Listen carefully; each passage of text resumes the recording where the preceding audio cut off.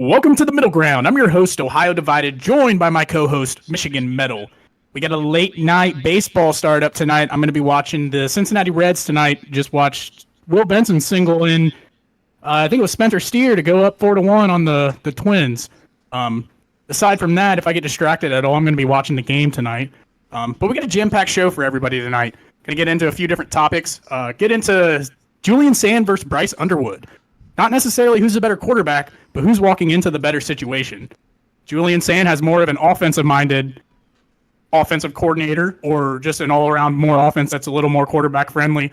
But does the simplicity of Michigan's offense end up in bode better for Bryce Underwood? Going to get into some Reds talk. They're heating up. Ellie De La Cruz is heating up. Matt McClain is starting to heat up. Get into what they need to do and continue to do as they get on with the season. Then we're going to get into the Red Sox.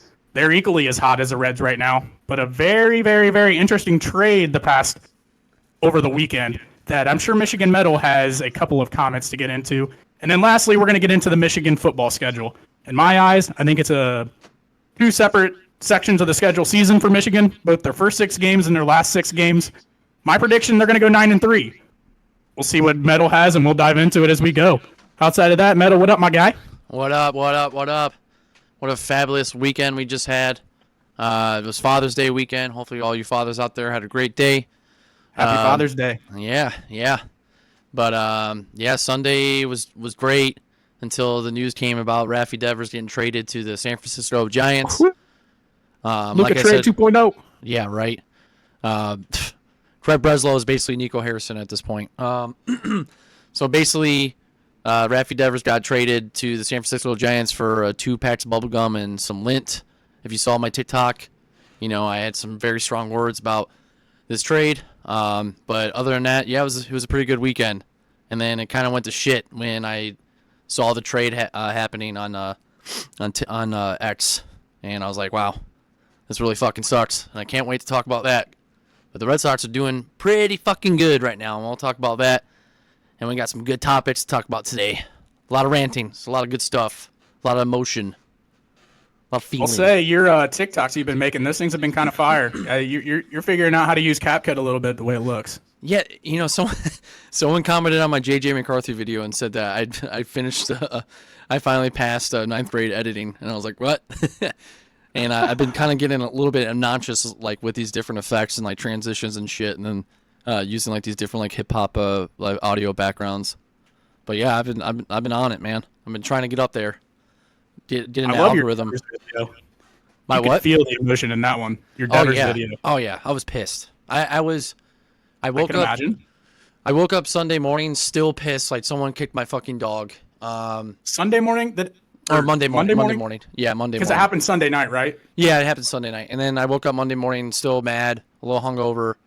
And it, like I said, it felt like someone kicked my fucking dog. And I just couldn't believe it. And I just like looked at my big giant Red Sox fat head of Fenway Park in my kitchen. And I was just like, what? Like, what the fuck is happening right now? Like, with this team. Your wife is letting you decorate your kitchen with Red Sox? So it's a little weird. Shit. So, like, my apartment is kind of like, it's very open. It's kind of elongated to where, like, the kitchen and I meant to say dining room, but the dining room and kitchen is, like, all in one area, right? Yeah. And I have, like, my bourbon bar. We have some Cub stuff up for my wife. And then I have a fucking huge basically mural of like Fenway. Or not a mural, like a fat head. And it's like them playing the Detroit Tigers. And awesome. it was fucking painful to get that thing up, man. Fat heads are not easy. Do they still make fat heads? Yeah, I got it last year when I moved here from Ohio. Okay. Yeah, I was gonna say when I was young, like real young, I had a massive ass fat head of Carson Palmer on my wall. That is the one fat head I had. I don't know. I haven't bought one since, but I mean, dude, this thing went from ceiling all the way down to the floor. It was fucking huge. But yeah, those things are pretty sweet. I don't know if my wife would allow it in anywhere in our house. I've got my office that I'm in, or like where I record, and when I work from home and whatnot, I sit in here and work. But I got my signed Joe Burrow jersey here. I've got another picture of Joe and Jamar. They have 3 tigers by a leash. that picture's hung. And then right in the corner where it can always be in my sight, I have Jamar Chase doing the Allen Iverson high step over Greg Newsome of the Cleveland Browns. So she's let me take over this office a little bit. Oh yeah, you just got, you're gonna have like a little, man cave. You don't have like a John Kitna poster or anything like that? Nah, or John Kitna he never made the cut, but yeah, he was a good backup for whenever I was a kid. I don't really remember him much, but I know he was decent for the position he was in. Yeah, my wife is like, since like this isn't a permanent place because it's just an apartment, we're gonna get a house whenever the fucking mortgage rates decide to eventually go down. Like I have Michigan shit everywhere, and then like there's Cub stuff, and then like we have the W flag in here. I love my wife, so like I basically have taken over this entire fucking apartment. Yeah, I need to get some Reds or some Ohio State shit hung up in here, but it's literally all Bengals. Like I have, looking around, I got 4 things on the wall. I got a Bengals logo that I didn't say at the beginning, but yeah, it's basically a Bengals office right now, and I fucking love it. So that's sick, man. Hell yeah. So let's get into it. First topic of the night, we want to talk about Angel Reese saying that she models her game after the Michael Jordan. What are your thoughts on this medal? I mean, I can kind of look at this 2 ways. Who wouldn't model their game after Michael Jordan? He is the greatest basketball player of all time. I'm sorry, LeBron fans. He's not better than Michael Jordan. Non-sexuals, you hurt their feelings. Yeah, right. And then I'll also say LeBron is not better than Kobe Bryant. R.I.P. Oh my fucking God. Yeah. You really gonna go there? Yeah. Oh, you think LeBron's better than Kobe, bro? This is a segment in and of itself. We can go there. Let's go, bro. I get. So my brothers, my stepbrother and my brother are huge LeBron fans because they're like 25, like through like 28 years of range of years, right? So, they grew up watching LeBron James. I grew up watching Kobe Bryant with the Los Angeles Lakers. So let's go there. Yeah, we'll do that. Before we go there, I want to comment on this real quick. First off, I think it's pretty simple. Angel Reese is a fucking idiot. She did not model her game after Michael Jordan. Michael Jordan was a shooting guard. Angel Reese is a fucking power forward. So you're basically saying, yeah, I'm a corner and I'm modeling my game after fucking Brian Urlacher. No, you're not. You play 2 fucking separate different positions. So she's an idiot. She did not model her game after MJ. It's just clickbait shit that she likes to throw out there every once in a while, or pretty periodically, honestly. But she's a fucking moron. She did not model her game after Michael Jordan. 2 completely different positions, and in no way is their game even similar at all. So no, I'll end that right there. Now on to the LeBron and Kobe section. This is not in the show notes, but holy fuck, dude. I cannot believe you said that. What's so controversial about that? I just think LeBron is just better in every area, every aspect. Why?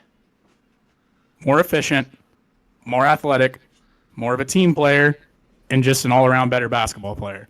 Is it because he's been in the league longer? Is that like the argument that? No, I don't. I mean, yeah, longevity is awesome. I mean, what he's done in a longevity standpoint is absolutely fucking insane. But just in terms of being a better basketball player, LeBron, like, what can Kobe do that LeBron can't do? I think Kobe builds and develops players around him. I completely disagree with that. LeBron is one of the best facilitators in NBA history. I mean, I wouldn't say that. I mean, are you fucking kidding me?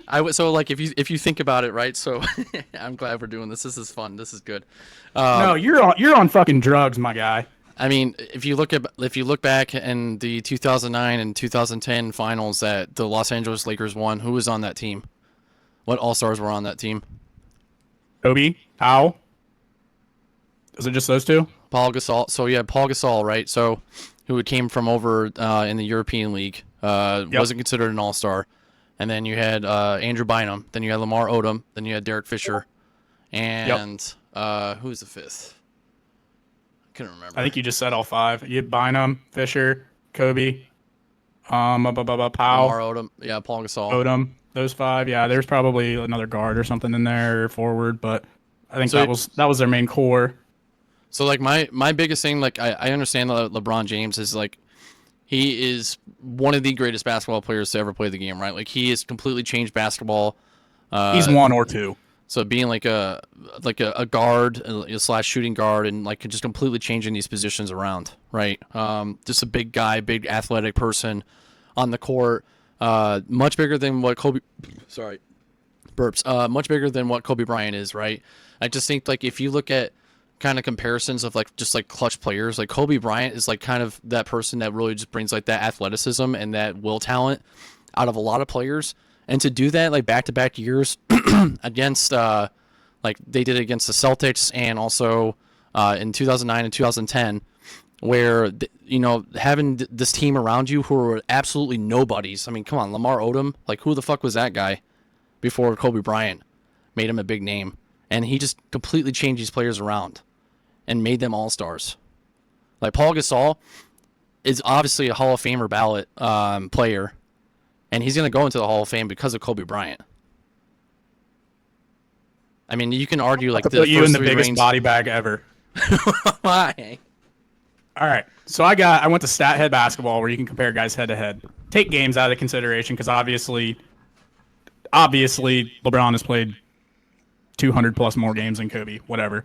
So points per game, LeBron at 27, Kobe 25. Rebounds per game, LeBron 7.5, Kobe 5.2. Assists per game, LeBron, 7.4. He's averaging just as many assists as he is rebounds and averaging more points. 7.4 assists per game to 4.7.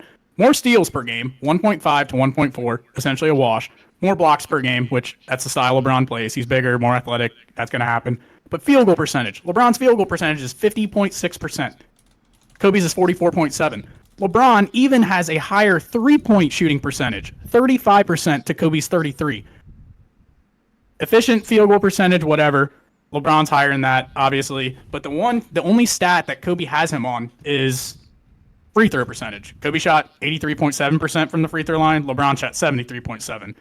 The only other main difference is obviously Kobe has 5 championships. LeBron has 4. And then Kobe has 12 all defensive NBA awards to LeBron's 6.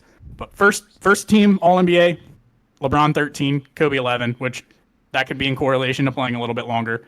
All NBA, LeBron 21, Kobe 15. MVPs, LeBron 4, Kobe 1. Finals MVPs, LeBron 4, Kobe 2. And then All-Star, which really doesn't matter, 21 to 18. So in every statistical category, every fucking statistical category, LeBron James is better than Kobe Bryant. Other than fucking free throws and all defensive NBA. Okay, so that is the only fucking statistics that he is ahead of LeBron in. Okay, so if we're going to use this metrics unless hold up, one sec. He is in the Hall of Fame, LeBron's not. So if we're going to use this metric for the argument itself, then we can say that LeBron James is better than Michael Jordan.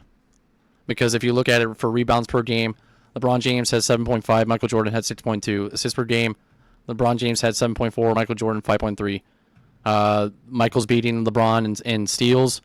Blocks per Michael Jordan beats LeBron in blocks.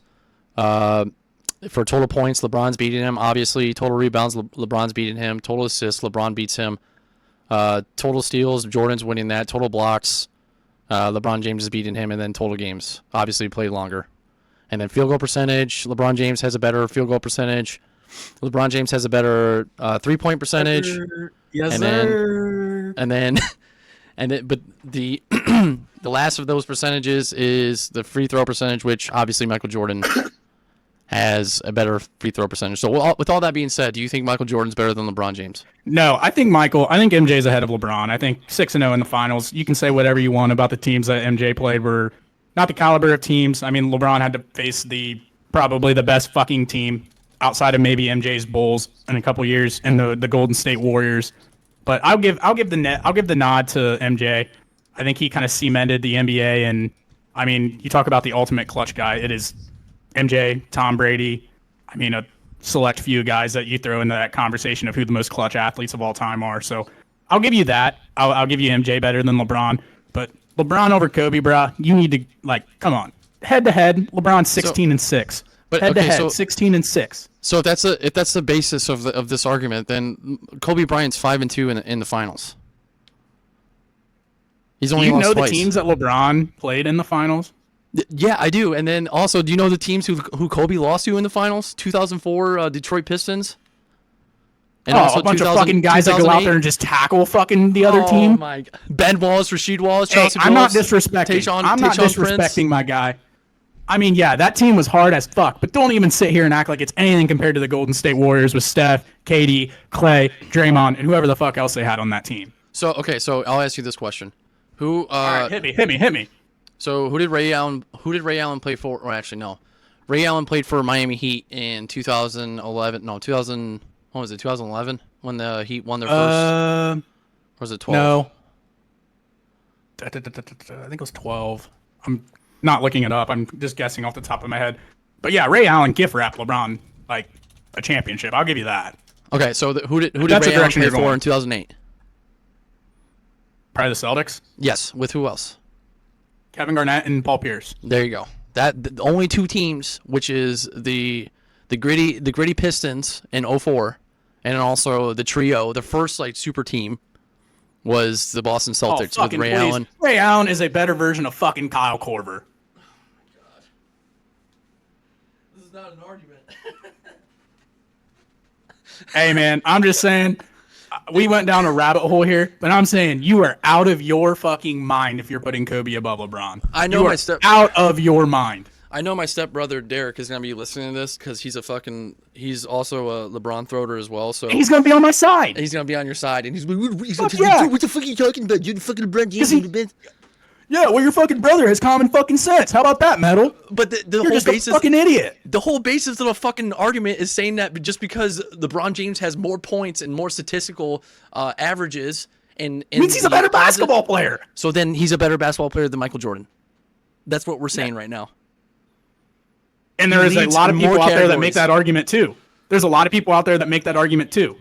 I'm just saying, I don't know if I'm ready to put LeBron above MJ because of the 6-4 championships. And you can't take away 6-0 in the finals. I don't care who the fuck MJ played. That was still hard as fuck to win 3 in a row, take off for a while, come back and win another 3 in a row. That's why I'm giving MJ the nod over LeBron. So going 5-2 in the finals is not hard. That's impressive. That is 100% impressive. Kobe is probably a top 5 player. Probably a top 5 player. But I am not fucking putting him over LeBron. You are on fucking drugs. You need to fucking reevaluate what the fuck you're thinking on a daily basis, and you need to dig into your shit, Metal. This is insane. This is good. This is fun. I'm glad we did this. Yeah. Let's go. Yeah, we got a lot more to talk about, and I'm sure this isn't our only disagreement on the night. I think this is our first disagreement that we've had. Hey, it's good. It's good. Our first little debate. Nothing personal. I'm just saying I think you're a fucking moron for putting Kobe above LeBron. But hey, suck my balls, all right? words are just words. I think we should have people put in the comments who's better, Kobe or LeBron. We'll see. We'll see who's the bigger dumbass or the bigger brain dead here. If we get any comments. And whoever gets more comments, I don't know. I'll come up with something though. We should do this year. Actually, since we'll get to that. What should we do? What should we do, Metal? Have your fucking brain checked? We should make a bet for the game this year. Honestly. I mean, I'm in.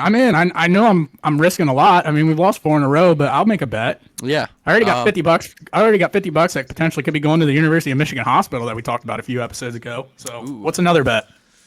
All right. Let's do 50 straight up. 50 straight 50? up. All right. So, how about I ain't fucking scared of no freshman quarterback going into the fucking shit house or whatever the hell you guys call it. It's called the Big House there, buddy. I'm sorry, it's not the toilet bowl that you got down there. The Big House. Ann Arbor South. Yeah. Fucking how about Neyland North?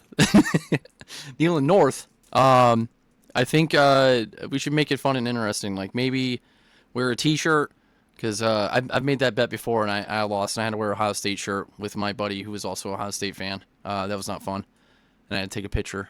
Maybe something like that, but that would dox us. I don't know. We can get into it. We got like 5 months till this shit comes, Yeah, so we got plenty of 5 time months. to think about it. But it's gotta be something good though. Oh yeah, and we'll think of something. Sounds good. We'll think of something. But hey, in other news, Caitlin Clark is back, all the way back. And what I found funny was during her time off, the ratings of the WNBA dropped by more than 50%. So for everybody out there saying that Caitlin Clark isn't the reason that the WNBA has grown, Angel Reese has just as much impact on the game, you're fucking wrong. In her first game back against the undefeated New York Liberty on, I believe it was Saturday. Yeah, I think it was Saturday. 32 points, 8 rebounds, 9 assists, handed the New York Liberty their first loss of the season. So she's back. Little bit of an altercation, it sounds like, with the Connecticut Suns players. I think you had something to say about this, didn't you? Yeah, so like the clip, if you guys can see the screen, like you had JC Sheldon that's been like guarding Clark all night, like kind of a little bit of a little scuff and tuffle going on throughout the entire game. She fouled her, and then you had basically Tina Charles come up and get in Caitlin Clark's face, start assaulting her some more, and then Marina Mabry comes in and shoves Clark, which is just pure assault going on in WNBA against Caitlin Clark, the GOAT, going on. So I just think a lot of people are just jealous and mad that, you know, she's obviously just the face of the WNBA right now, and Caitlin Clark is a tough person. She's out there, you know, basically shooting up to 32 points for 8 rebounds, 9 assists in her comeback, and they also beat the Connecticut Suns during this game as well. So, you know, a lot of people are just big mad that Caitlin Clark is this face, and they just need to deal with it, honestly. What do you think? What do you think's going on here? Yeah, I mean, I think a lot of people are, like you said, pretty salty that she's come in and basically turned the league upside down, boosted ratings. She is now the face of the league. I think another part that was pretty interesting is later in the game. So is it Sophia Cunningham? I think her name is. She kind of stepped in. Yeah, she pulls Sheldon's hair.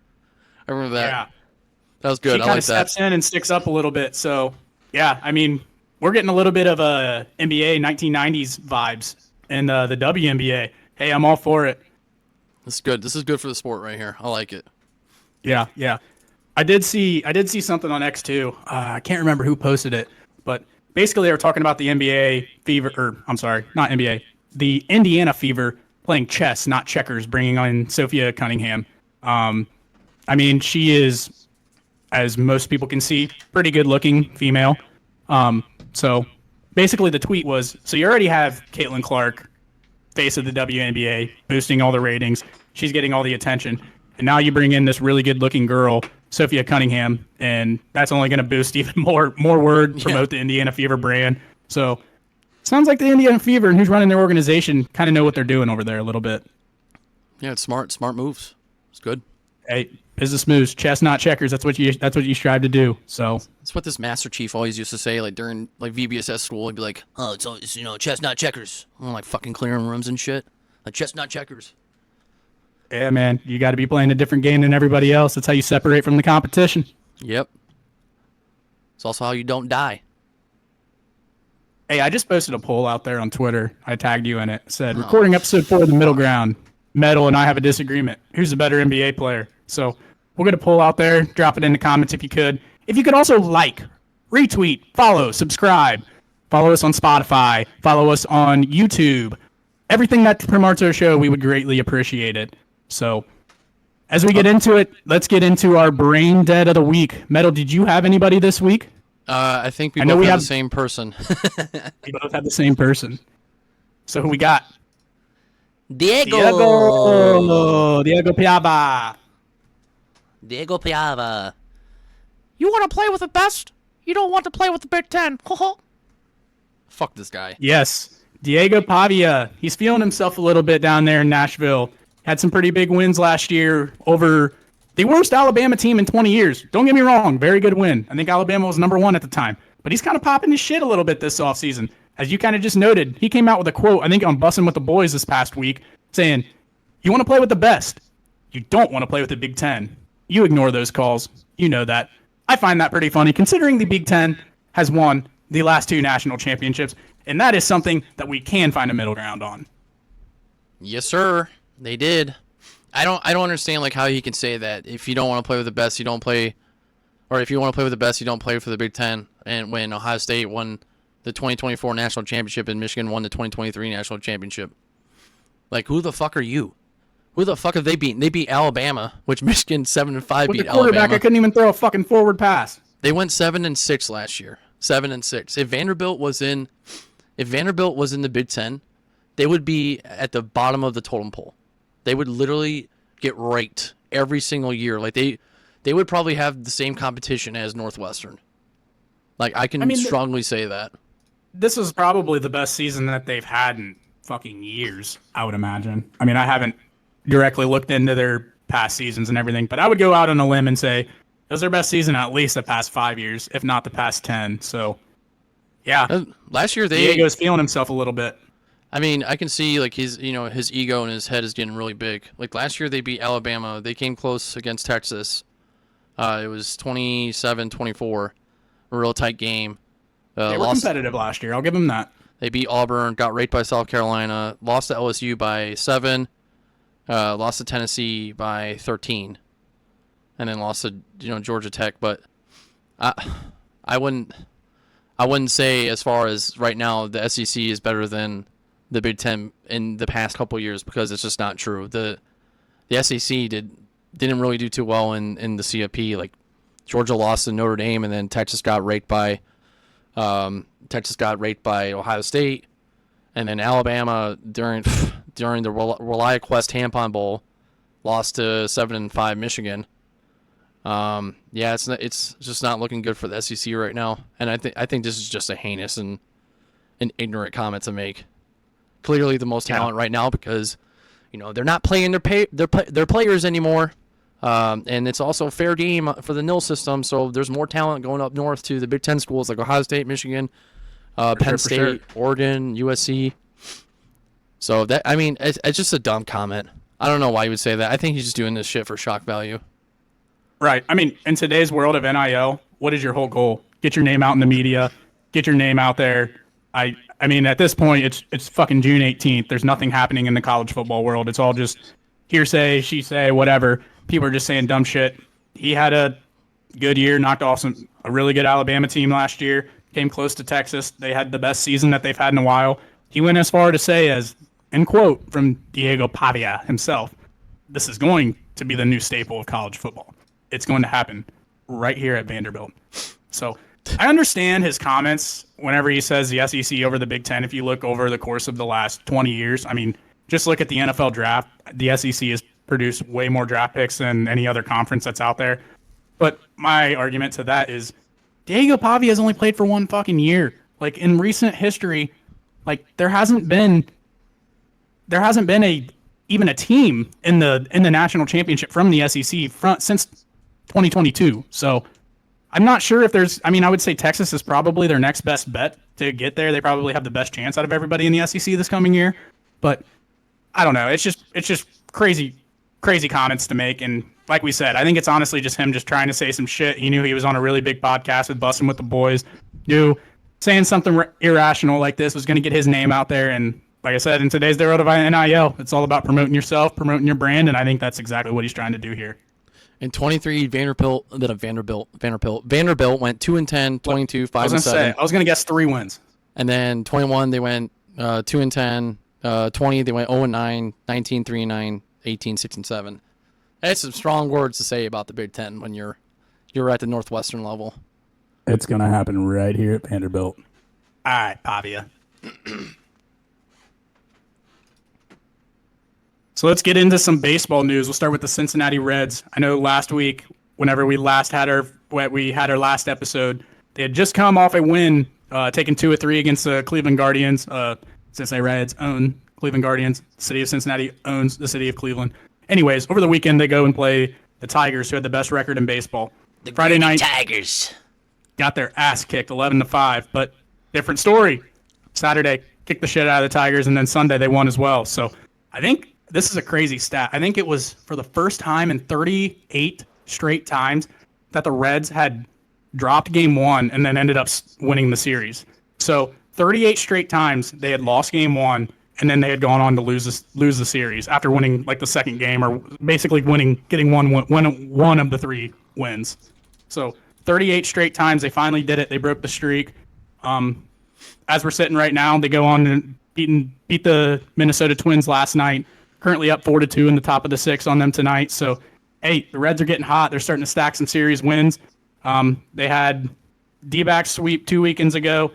Went in, took 2 or 3 against the Guards, took 2 or 3 against the Tigers, and if this holds, looks like they might be taking 2 or 3 against the Twins. So starting to play some pretty good baseball in Cincinnati. So I'm not sure if some of you saw, but I kind of got into a little bit of a back and forth with Bryce Spalding and Reds Daily on X last night, which would have been Tuesday, June 17th for the listeners out there.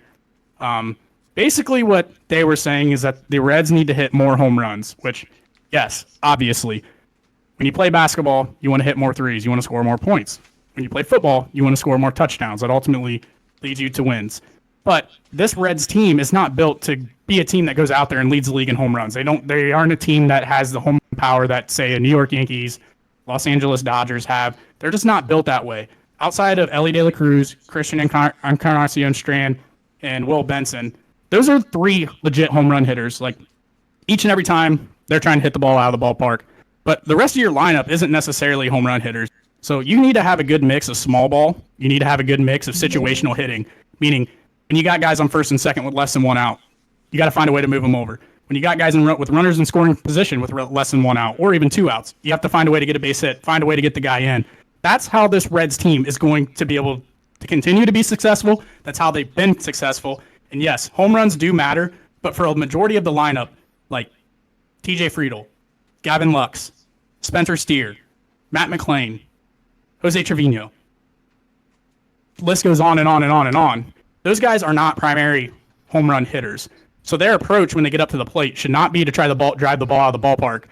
Their approach is to find a barrel, find something that they can hit, drive the ball gap to gap, and ultimately, if it leads to home runs, if they get good wood on the ball and the ball goes out of the stadium, that's a bonus. But for the narrative that's out there in Reds country right now that this team needs to hit more home runs, like, yes, they do. But at the same point, kind of the point that I brought up on X was you're not going to go and tell a power forward who shoots 30% from 3 that, hey, the way of the NBA is everybody's shooting threes right now. So I know that your game is a little bit different. You like to play around the hoop a little bit, but you're a 30% three-point shooter. We want you to go out to the three-point line and start chucking threes.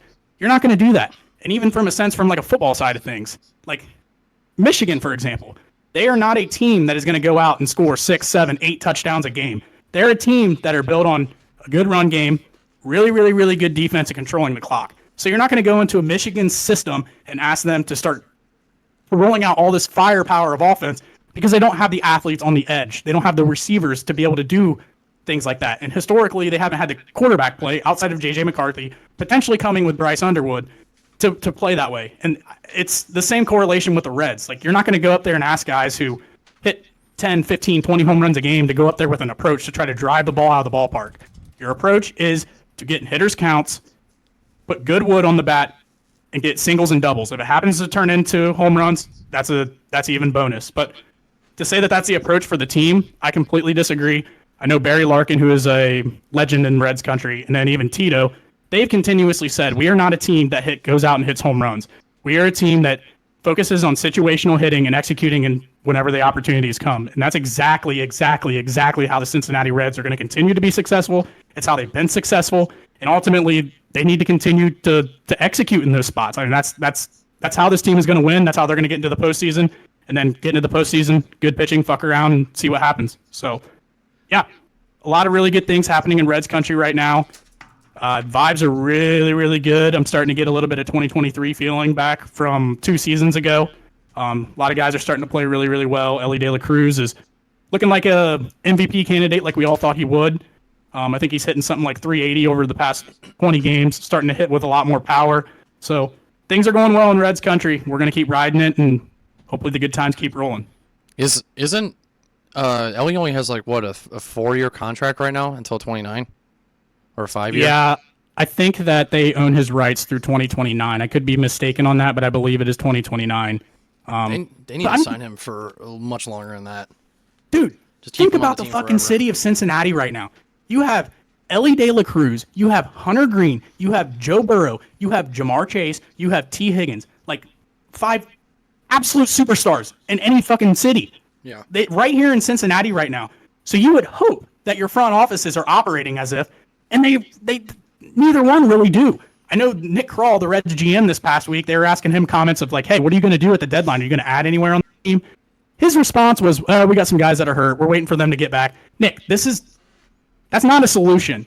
A lot of these guys have proven that they are consistently hurt. You can't bank on them to come back. And then whenever they do come back from injury, you can't expect them to produce right away. So, I don't know. It's just, whenever you have superstars like the 5 I just mentioned that are superstars in their sport, you need to do anything and everything you can to stack talent on your roster while you are in a World Series, while you are in a Super Bowl window, and you need to be aggressive as fuck. Cincinnati is not.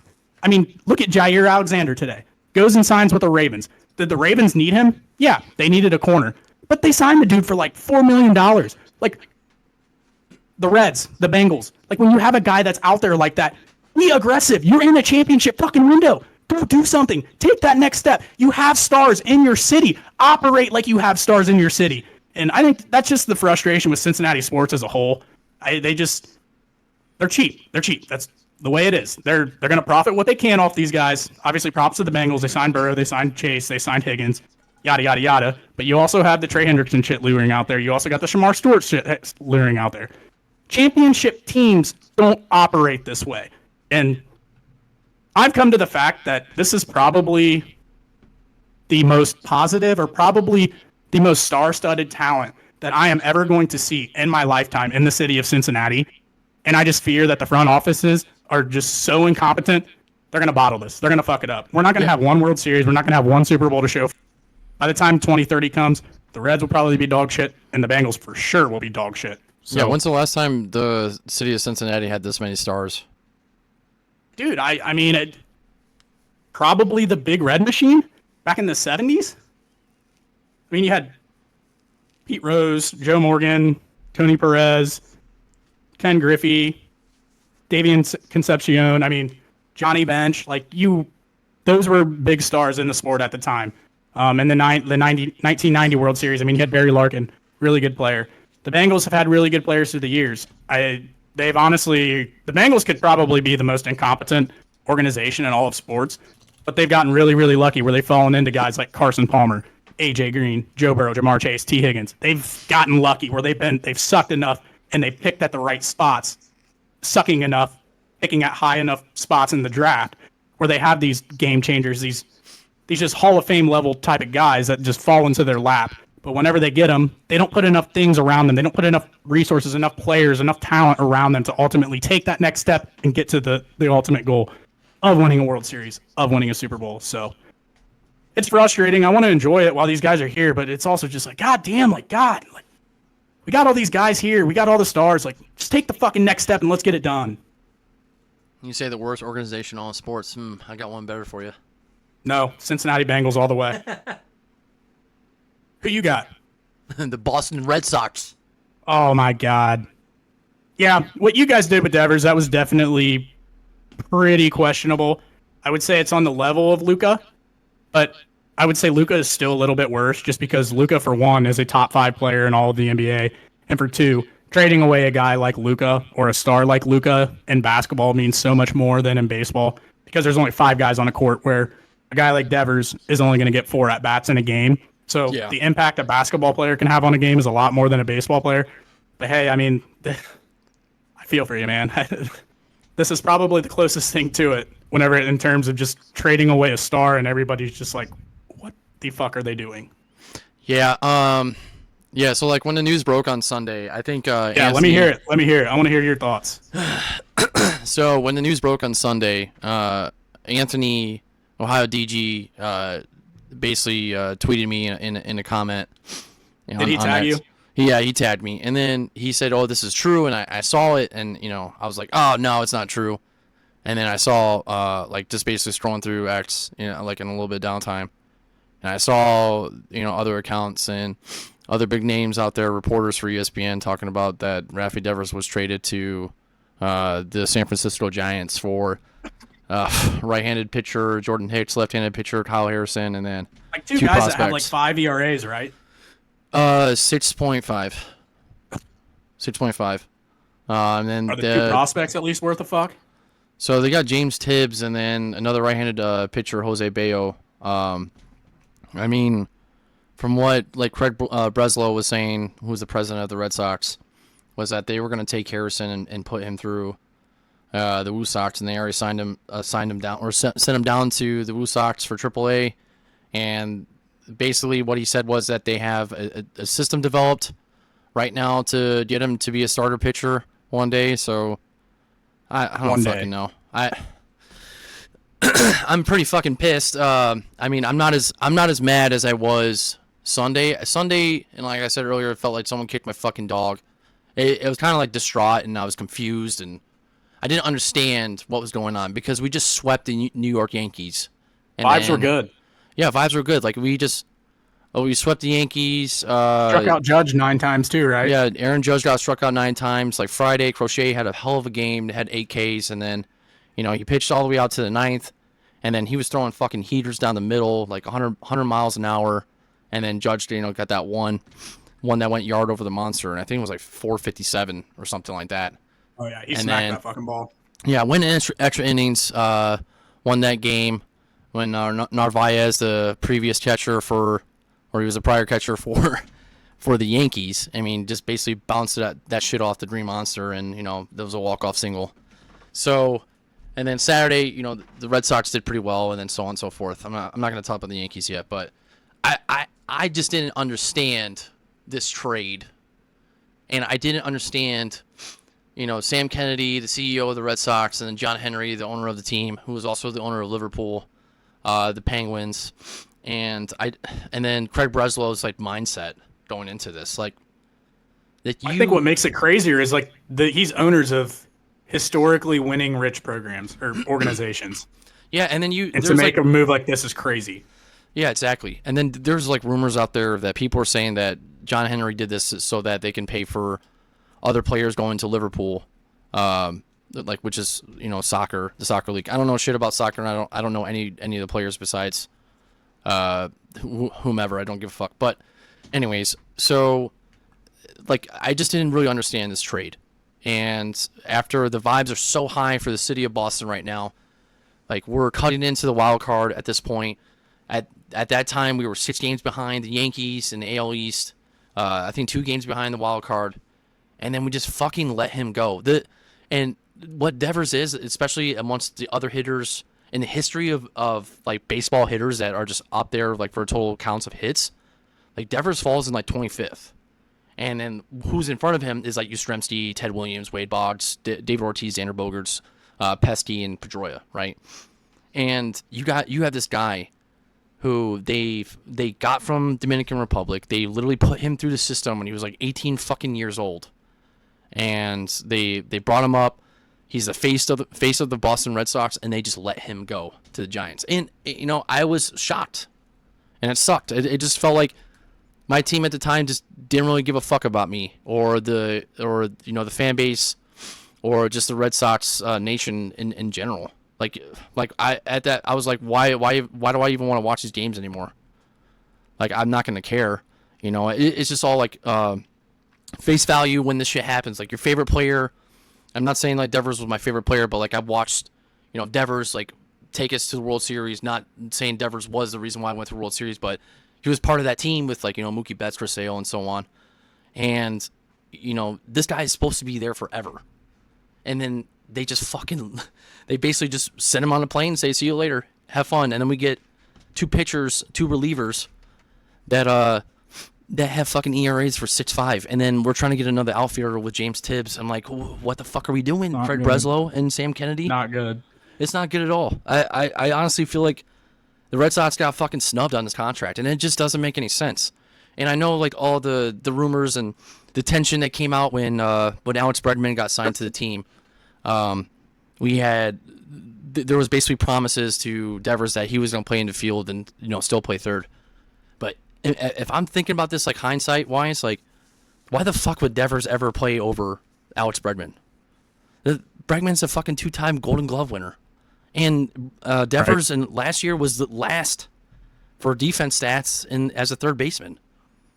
So I mean, a core of Devers and Bregman is pretty fucking good. I mean, that's up there at top duo in all of baseball.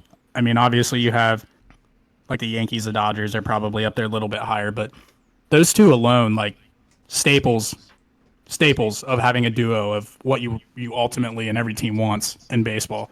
How Yes. much of so there was kind of some weird shit that was happening in spring training. I know there was a little bit of drama about like Devers is like, oh well, third base is my position, yada yada yada. How much of like that and then potentially maybe him just being a little bit, I don't know if like a locker room cancer is necessarily the right word or the right phrase for it, but how much of that do you think potentially weighed into this?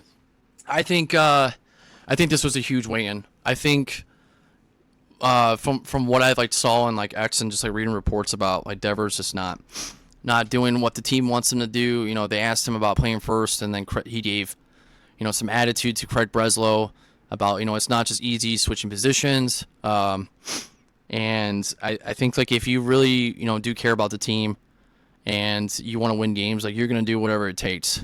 That's your role. I mean, he's going to be in the lineup regardless. He's one of the fucking best hitters in baseball. Yeah, like Devers was never a leader, and I don't think he ever will be a leader. Like I don't think that's just his role. I think his role is just to play baseball and just go out there and hit balls. Like that's him. Like he's a guy you can kind of rely on.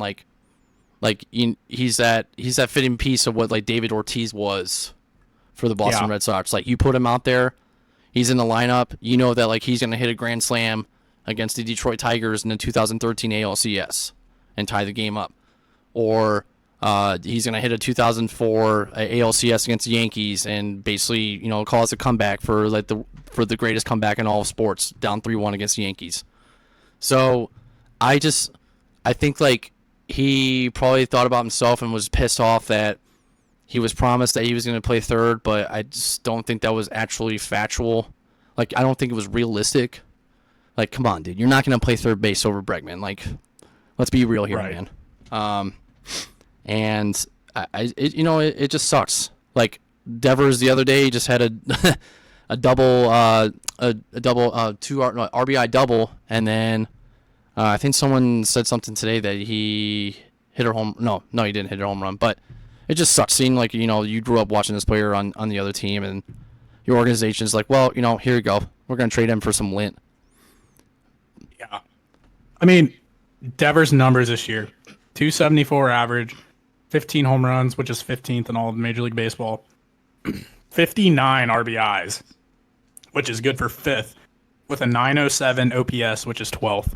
So, I mean, you just traded a guy away who's probably going to get you 35 home runs, 120 RBIs on the season. You don't trade that away.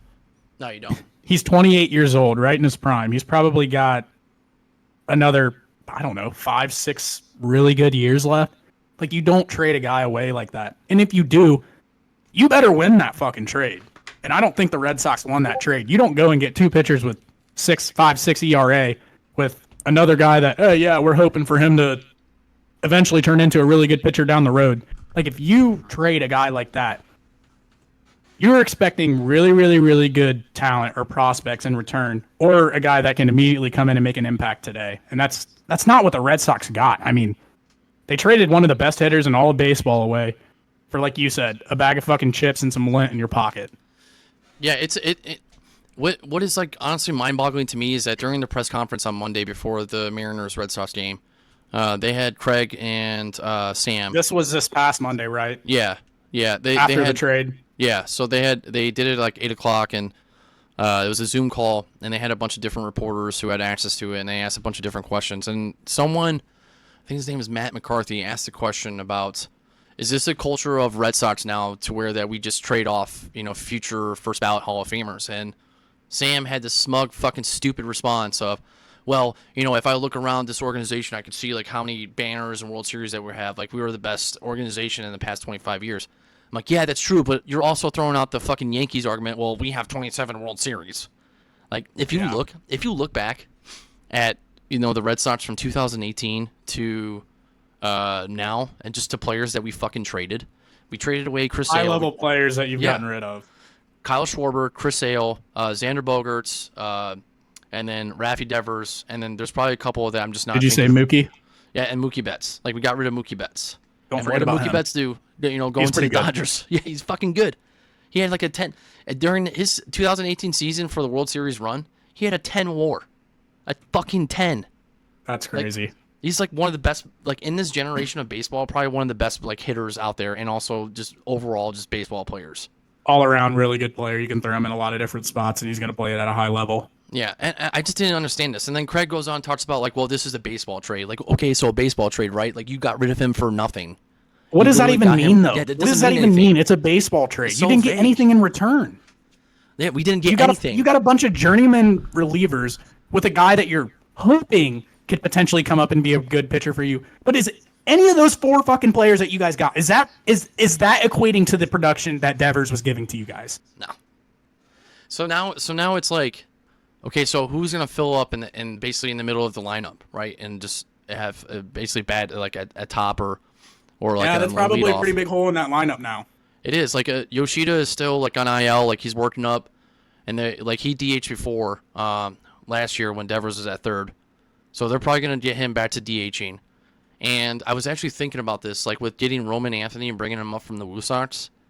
Like, was this? I'm pretty sure like this is planned for a long time. To get you rid of also Devers. had really good vibes of bringing him up last week. Yeah. Red Sox Nation was already extremely fucking excited. You bring him up, number 1 prospect in baseball. He comes up, everybody's excited. You go in, Yankees come into town. You fucking sweep them. So you're starting to get some momentum. Like you said, you are starting to cut into that gap of the, what is it, AL East? Yeah. You're starting to cut into that gap. You're within reaching distance of a playoff spot. And then you go and make a move like this, like you're basically folding on the season. I mean, right now the Red Sox are 4.5 games back. They just won the series AL against, East? Yeah, in the AL East, because the Yankees had just completely collapsing. I think before yesterday... They'll get hot again, though. I think the Yankees, they'll turn it on again. They just got Stanton back, too. I think but right now is when you strike. Right now, you strike when it's hot. When the iron's hot, you strike. You don't go and trade away your best hitter. Yeah, I didn't understand this. Like that's why I'm shocked. Like what if the Red Sox, let's say, didn't win the last 3, or excluding the Mariners win in the series, if the Red Sox didn't win the last 3 series besides the Mariners, I can understand this. Like, okay, like we've been slacking, we've been playing like shit. And then if Rafi didn't, even then, yeah, I don't get. I really he's just don't. 28 years old. Like he's right in his prime. You're not talking about a guy that's 32, 33 that is kind of on the home stretch of his career. You're talking about a guy that's right in the middle of his prime. He's going to probably keep playing at a really high level for the next few seasons. You don't trade that away. And if you do, you better fucking get something in return. No, instead we got Dick Farm done. We literally got Dick Farm done from fucking Giants. Did Devers win? Did Devers win the month of May player of the month or whatever it is?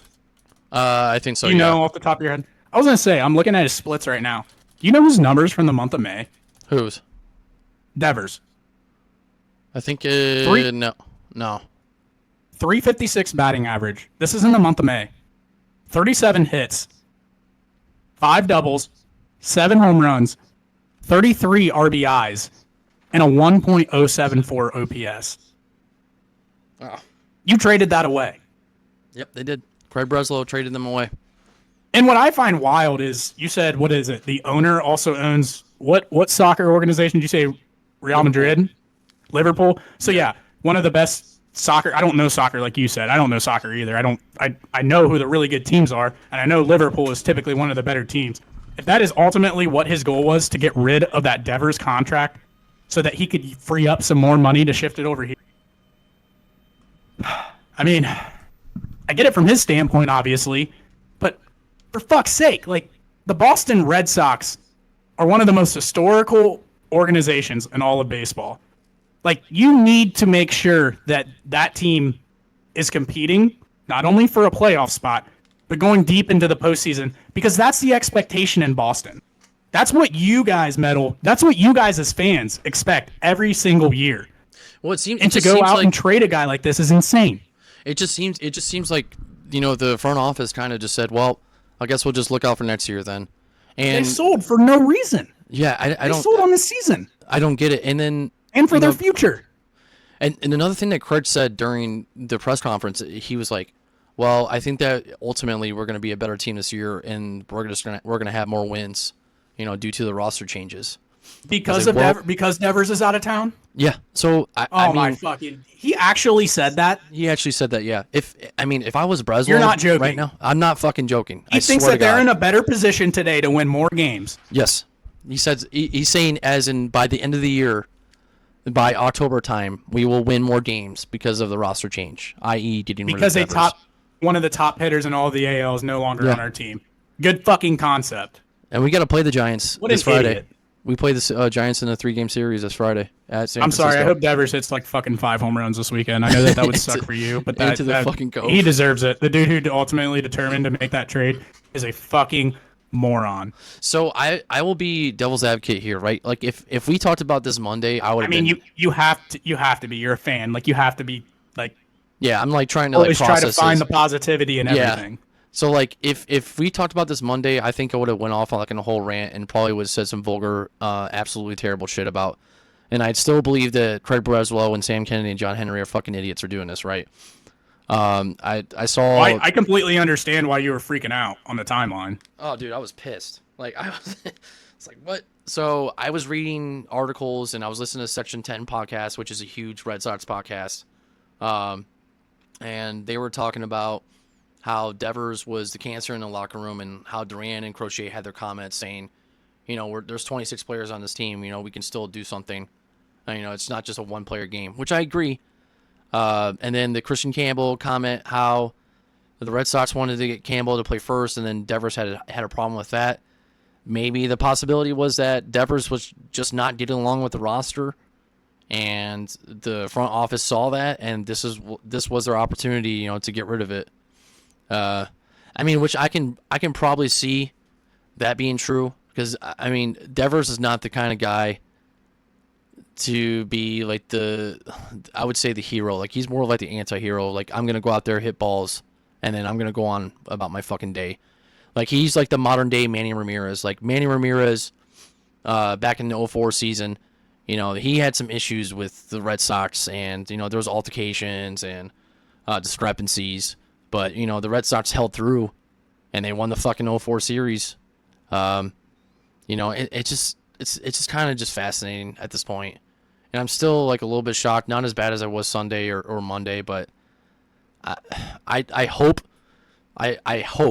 that the front office and Cora, they have something in their mind of getting this team to be in a better position. I mean, right now we're doing pretty fucking well. And the first game of the Mariners series, Roman Anthony hits his first home run. I mean, he's been playing like shit. He's like two. I think it's 2 He's for 27. a rookie. He just got up. Yeah. He's 2 for 27, batting average of like .077. Like it's not good, right? But he'll be all right. I'll give him the rookie label, and he'll improve, right? So, but Roman Anthony has this home run, and then Rafi had his first fucking home run in Seattle in 2017. So, maybe it's a little bit of light. We had Luca Giolito go out there, throw fucking 10 Ks. And then our bullpen goes out and throws 4 more Ks. And a total of 14 strikeouts that day. And we win the game 3-1. Or I think, 3-1. And then the next day we lose. We get goose-egged. Where Walker in his name, just did absolutely terrible. And then the Mariners scored 8 runs on us. But then today... Devers might have been able to hit one out. Yeah, you probably... Yeah. But it's just like we won the game on Monday, and we only had 2 hits. So, it's... Yeah, so you clearly have an offensive issue, and you just traded away your best player, your best hitter. I mean, like, Trevor Story's, like, coming up. Like, he's getting off his little slump that he's had, and I think he's going off right now between the start of May, like 27 RBIs going forward. But, I mean, I could be wrong on that, but he's been doing really well. Marcelo Myers just had a home run today. We won the game 3-1. Crochet went out and threw 8 Ks. So, I mean, there is a little bit of light that we're seeing right now. And then what is going to suck is gonna have to watch this game Friday on Nesson and listen to Lua and Obi talk about Devers, which they've been talking about every day now. Which I don't blame. This is like the biggest topic right now up there in trades in all sports with Luka and with like Luka right now. So. It's just gonna be a little bit of dagger to see like if Devers hits one into the cove, and I'm like, fuck, like this sucks, and it's probably gonna happen, depending on who he's pitching to. It'd probably be Bayo starting on Friday, but yeah, man, it just doesn't make any sense. On the last point I want to make, I know that you said a little bit ago, you said something about that they didn't really like. He's not a leader, obviously. He's kind of a guy that, if he is a leader, kind of just leads by example. He's not going to step up, not very vocal, things like that. And if he was having issues, like Devers is the type of guy that if there's any kind of friction, which if there was, it wasn't leading to his play because he's obviously been really good this year. Yeah. But if there's any kind of friction, like you pull in a player like that, you sit him down and you say, look, you are a staple of this team. You are ultimately a reason this team is going to do anything or accomplish anything this year. So we need to figure this out because we believe in you. You're one of our best players, and we desperately need you to continue to play at a high level. You don't go and trade away a talent like this, no matter if he's a cancer, if he's having issues. You don't go and you don't do something like that. Like, you've set him down and you figure it out. And I think they just kind of went I don't know, dude. I don't know what they're doing, to be completely honest. Yeah, I don't get it. Well, it also like brings a question too. Like, what are they going to do with Bregman? You know, Bregman's out right now with a hamstring injury, and he comes back middle of July. Like, they gotta sign him. He's like, out for another month yet? Yeah, he was out for 2 months. And they still made this trade? Yeah. Well, that's bro. What they feel like is, hey, they just got Roman Anthony called up. They got Myers called up. Like, we're doing pretty well, so like let's just fucking launch them off to the West Coast. But they have to sign Bregman. Like, they have to give him money, or the Red Sox, or since we have this $350 million increase in salary right now, or for the cap, like they have to go after someone. Like, they need to grab someone. Like, I saw rumors talking about that the Red Sox are going to try and go after Kyle Tucker, which is through next year. I know the Cubs wouldn't get rid of him or anything like that. But you had a Kyle Tucker fucking level player already on your team. Yeah, exactly. That's again. I get it. If you keep Devers, that's what they want. If you keep Devers, and then you're also like, I want to get Kyle Tucker, so then we have Tucker, Devers, and Bregman. Oh yeah, fuck yeah, I'm all for that. Even if I don't know what your opinions are, but even if you throw in like a Roman into that mix, like, I don't know. I don't follow the Red Sox obviously nearly like you do. But to get 3 legit hitters like that on your team, you're going to be pretty fucking good. But to sit there and be like, oh, yeah, we're going to deal Devers away, and then, yeah, we might just go and get, like, Kyle Tucker. Like, you had a Kyle Tucker level player already on your team. Yep. If you're going to add Kyle Tucker, that means that you're keeping Devers and you're keeping Bregman and you're adding Tucker just to say fuck you to the rest of the league. We have 3 legitimate hitters. Good luck pitching to them. And then also there was another rumor that they were going to go after Acuna, and then someone basically said that they were going to trade off, Jarren Duran, which I don't think they're going to do anymore. I don't think Duran is on the chopping block. I mean, he has been slacking a little bit, but I mean, he's still like one of the faces of the team right now, and he still plays somewhat great defensively at this point. I just don't like I said earlier, like we just have this huge gap right now with hitting, and right now the only people that are producing on the team that are hitting is you have Story, Abraham Toro, you have Narvaez, Campbell hasn't been playing that great hitting. Cedar Rafaela fucking sucks at hitting. Like he's like a Jackie Bradley Jr. out there playing, making big plays out there in the field. But man, this guy will fucking swing at anything, and it sucks. And then Myers is still young, Anthony's still young, so it's just like this lineup really just took a big fucking gap. It's just a big hole, and I don't know.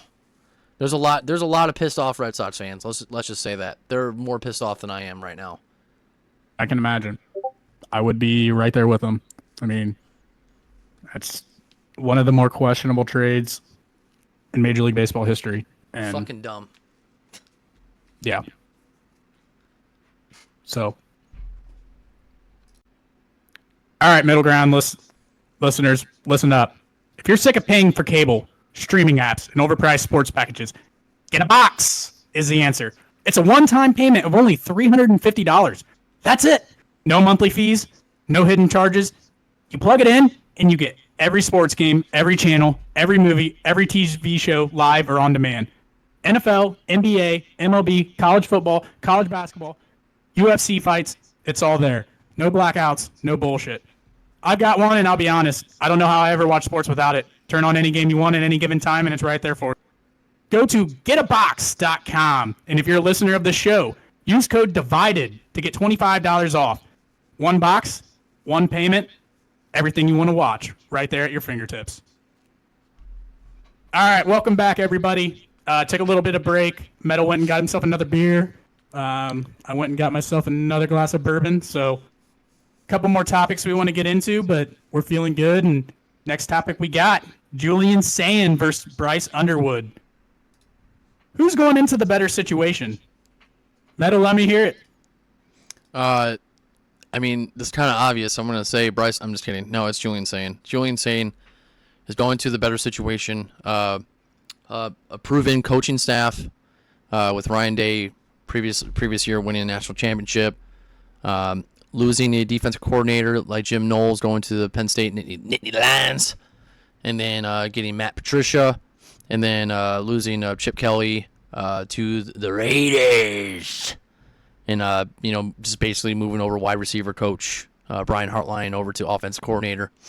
And also to include, you have J.J. Smith, and then you have Carnell Tate, you have Max Clare on that offense, Donaldson, Peoples, still a fantastic offensive line. I think most of the O-line for Ohio State right now is like juniors and still experienced. Yeah, 3 to 4 of them will be back. Yeah, I just think Sayin is in a better position right now than Underwood. Underwood going in, got Jordan Marshall as running back. Probably not going to start over Justice Haynes.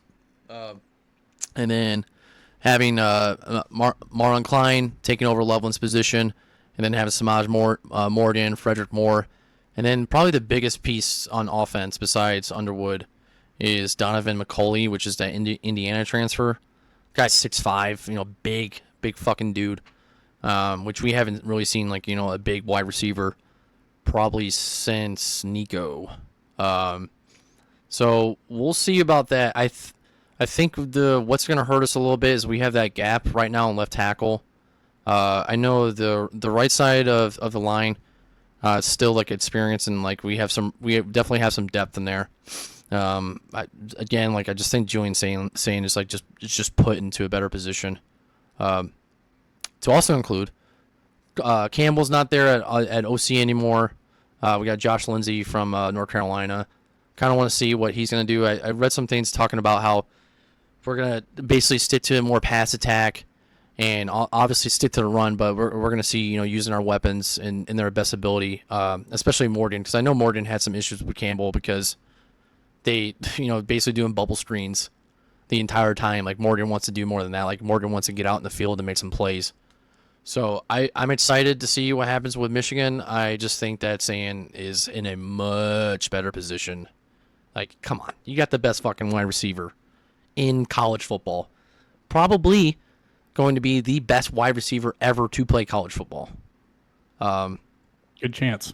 Yeah, it's a good chance. I mean, he, depending on how the years go, probably preseason, maybe a Heisman prospect. And same thing with Caleb Downs. So yeah, I'm excited. I'm excited to see both teams. I fucking hate Ohio State. Fuck Ohio. But I'm excited to see both teams, especially go out throughout the season. With Ohio State's first test of being at Texas and then Michigan playing New Mexico at nighttime. So it's going to be interesting to see what happens this year. Yeah. So I kind of see this from two different sides. So one thing we can agree on, we have no idea what Julian Sayin is, and we have no idea what Bryce Underwood is. Yeah. Correct? So, yeah. From both sides of the spectrum, we have no idea what either of these guys are. Both 5-star recruits, uber talented. They do a lot of really, really, really good things in high school.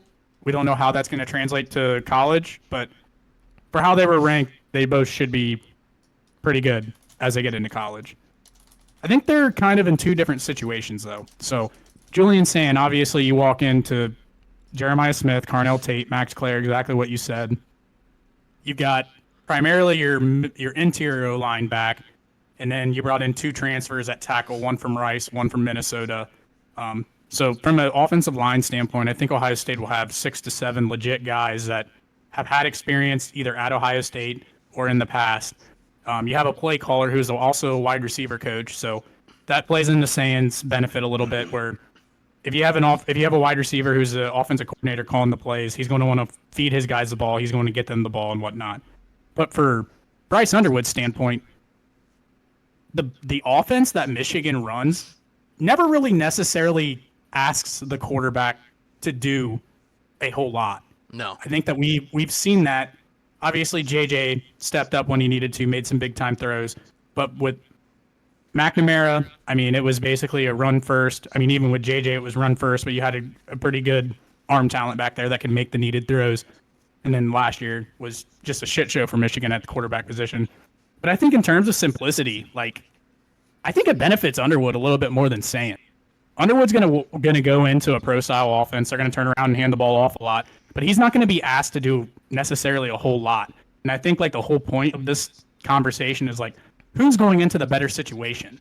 So, yes, you have all the shiny objects over there at Ohio State, but Bryce Underwood's going to be really, really, really protected on Michigan's side of things. He's going to hand the ball off a lot. He's also going to be asked to make simple throws, I think. Early in the year, you're going to see a lot of play action. You're going to see a lot of rollouts. You're not going to see a whole lot of just him dropping back, reading a defense, and slinging it and whatnot. I think eventually they will get there with Underwood. But I think there's also another dimension that Underwood brings that Sayin does not, and that's athleticism, the ability to extend plays, make things happen with his feet and whatnot. So I don't know, honestly. Like, the better situation, like, Sayin has more around him for sure. I mean, if you go just compare talent on the edges for both sides, it's clearly Ohio State. But the situation Underwood's going into, he's going to be set up to succeed from day one. He's going to go in, have a run-first offense, be asked to make the basic throws and whatnot that he can. And when you bring in a 5-star talent, like, could you imagine last year, Michigan had a walk-on quarterback that played for a majority of the year, rotated some other guys in. Could you imagine if they just had a guy that can make the simple throw, make the basic throw? If you could just turn around, play action, hit somebody in the flat, hit somebody downfield. I think that it plays in. Michigan's offense is really, really easy for a quarterback to step into and adapt to very quickly. And I think whenever you look at Underwood, it's kind of like a building block. Like, you're looking at a 3-year scenario with the kid where the more you go on, as the further you go on, you're going to ask him to do more. You're going to ask him to throw the ball more. And I think just having him in the program is ultimately going to lead to talent, 4 or 5-star level talent at receiver that'll start coming in. I really do think that you'll see that in the next couple of years with Michigan. So I don't know. Like, you talk about the situation they're both going into. Like, Underwood, I think there's an argument made there for Underwood as well. So if we like picked apart like this like statement of like Julian Sayin versus like Bryce Underwood, and and the question of like, okay, so who is in the better situation, right? I would say Sayin is in the better situation with the talent that's around him. But if I would say who's going to be in the most comfortable situation, I think Underwood is going to be in the most comfortable because of what 100%, you were saying. I agree with that. What you're saying, if Lindsey is going to go with the philosophy of run first, then Underwood can slowly progress into his passing game, and then also extend the plays and also make plays, with his feet. So especially like being Ohio State quarterback, like there's a lot to be asked for. I mean, the same goes for Michigan, but like you have top wide receivers with Carnell Tate and JJ Smith, and then you have the best like tight end transfer that was in the transfer portal from Purdue with Max Clare. Like there's gonna be so much asked of you, and especially with Brian Hartline's philosophy of passing first, which I think that it works in Ohio State's favor when they're playing the teams that just obviously just want to run man coverage or want to run these cover ones, and then not able to stop the passing game. But like it's just going to come down to like at the end of the year in November, like what are we going to see with these two quarterbacks? How are they going to progress during the year? And you're going to see this first game with Sayin playing against Texas, which is not like, they're not playing, Grambling State the first game, or Ohio, or New Mexico, or Central Michigan. Like, they're playing fucking Texas. And, this is going to be full frontal view of, like, who this quarterback is. And you still have time to develop throughout the year. But, I mean... You better be ready to go week one. You better be ready. Yeah, you better be ready to throw these seam routes out to J.J. Smith. I mean, it's gonna be really interesting to see this, and I'm excited, of course. Underwood is gonna be put into a position where, like, okay, hand the ball off first, get comfortable, then make plays, extend the play, and then I know Lindsey was talking about just throwing in the passing game, or increasing the passing game. This is where, like, Underwood's just gonna have to be precise and also obviously accurate. Hopefully not accurate or inaccurate like he was during the spring game, but yeah, this is gonna be good. I can't wait. I can't wait for college football to start, because this is obviously fucking depressing, not watching anything else besides baseball, which nothing is wrong with that. But just this whole talk of, like, Bryce Underwood and the hype just going on, all the controversy of LSU, and then being flipped over, committing to Michigan, and then Ohio State, like, going off a national championship run in 2024, and then Will Howard leaving, and all this other talent leaving, and then you got Sayin that's just taking the helm from this game. I mean, is there a possibility that Sayin could be terrible? Yeah. He could, because we don't know. What do we don't know? Yeah. We don't know shit. We don't know anything about Underwood. We don't know anything about Sayin. I mean, there could be a possibility of what's his face? Is it Lincoln Kindholes coming out there, or Tavion St. Clair taking over the helm for Ohio State? Yeah, did they redshirt him or no? No, they didn't redshirt him, but he's not going to play. They have too much. I don't know about talent, but, like, just experience in front of him. I think he'll be really good at Ohio State, but he's not ready to play this year. But no, Meadow, I think you honestly hit it on the head. Like, a quarterback in Ohio State system versus Michigan system, you're simply just asked to do more, and even more so that you have Brian Hartline as the offensive coordinator. Like we said, wide receiver coach calling the plays. He's going to want to throw the ball. He's going to want to get it to his guys.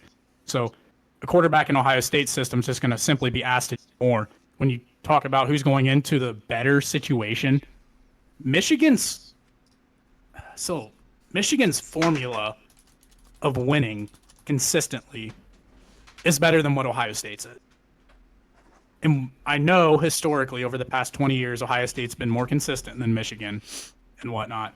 But with the way that Ohio State throws the ball, the way that they sling it around, they put a lot on the quarterback to go out and figure that out.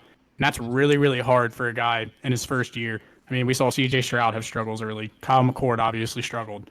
And Julian Sayin's probably getting the hardest task of any of them. Texas, a top 5 matchup right away in week 1.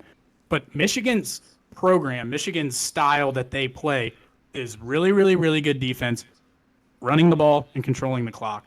So if you're a young quarterback, I really think that it's honestly better to go into Michigan's situation than it is going to Ohio State's, because exactly like you said, you can kind of build upon as you go through the season. You're not going to go in and expect it like, hey, we got Jeremiah Smith, we got Carnell Tate, we got Max Clare, we got Brandon Ennis.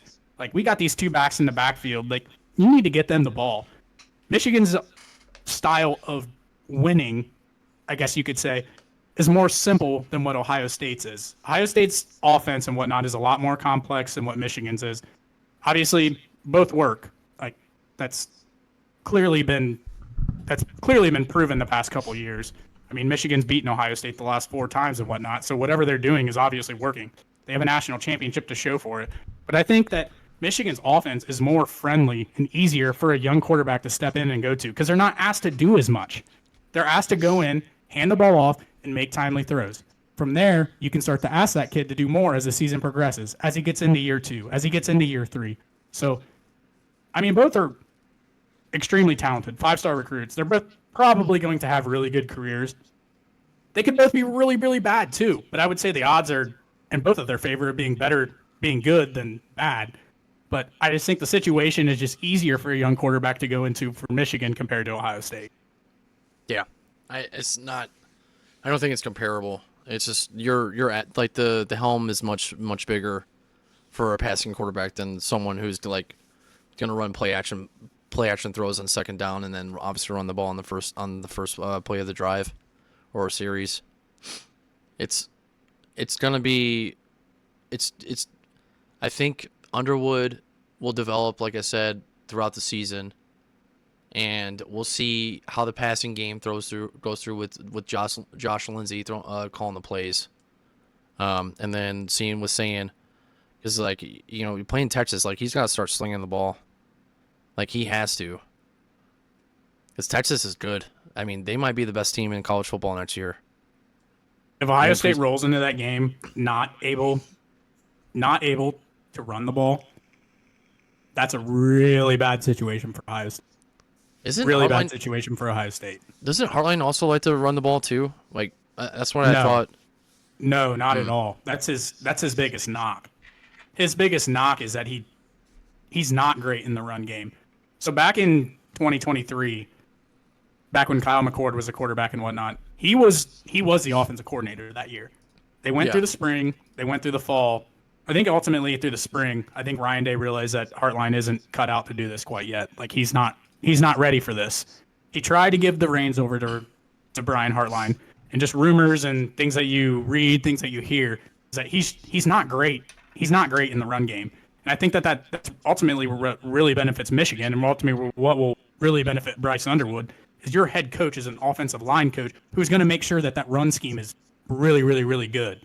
Where Ohio State, you're going into an offensive coordinator who likes to throw the ball. Wide receiver coach wants to get the ball to his guys. And I just think it's a lot easier transition to step into a Michigan system than it is a state system, especially as a first-year quarterback, because you're simply just not asked to do as much. Yeah, so if Sayin, that's the thing. Like this first game is going to be a tell-all for your guys' season. Like if Ohio State goes out there, gets absolutely fucking pummeled by Texas, like how Michigan did last year in the second game.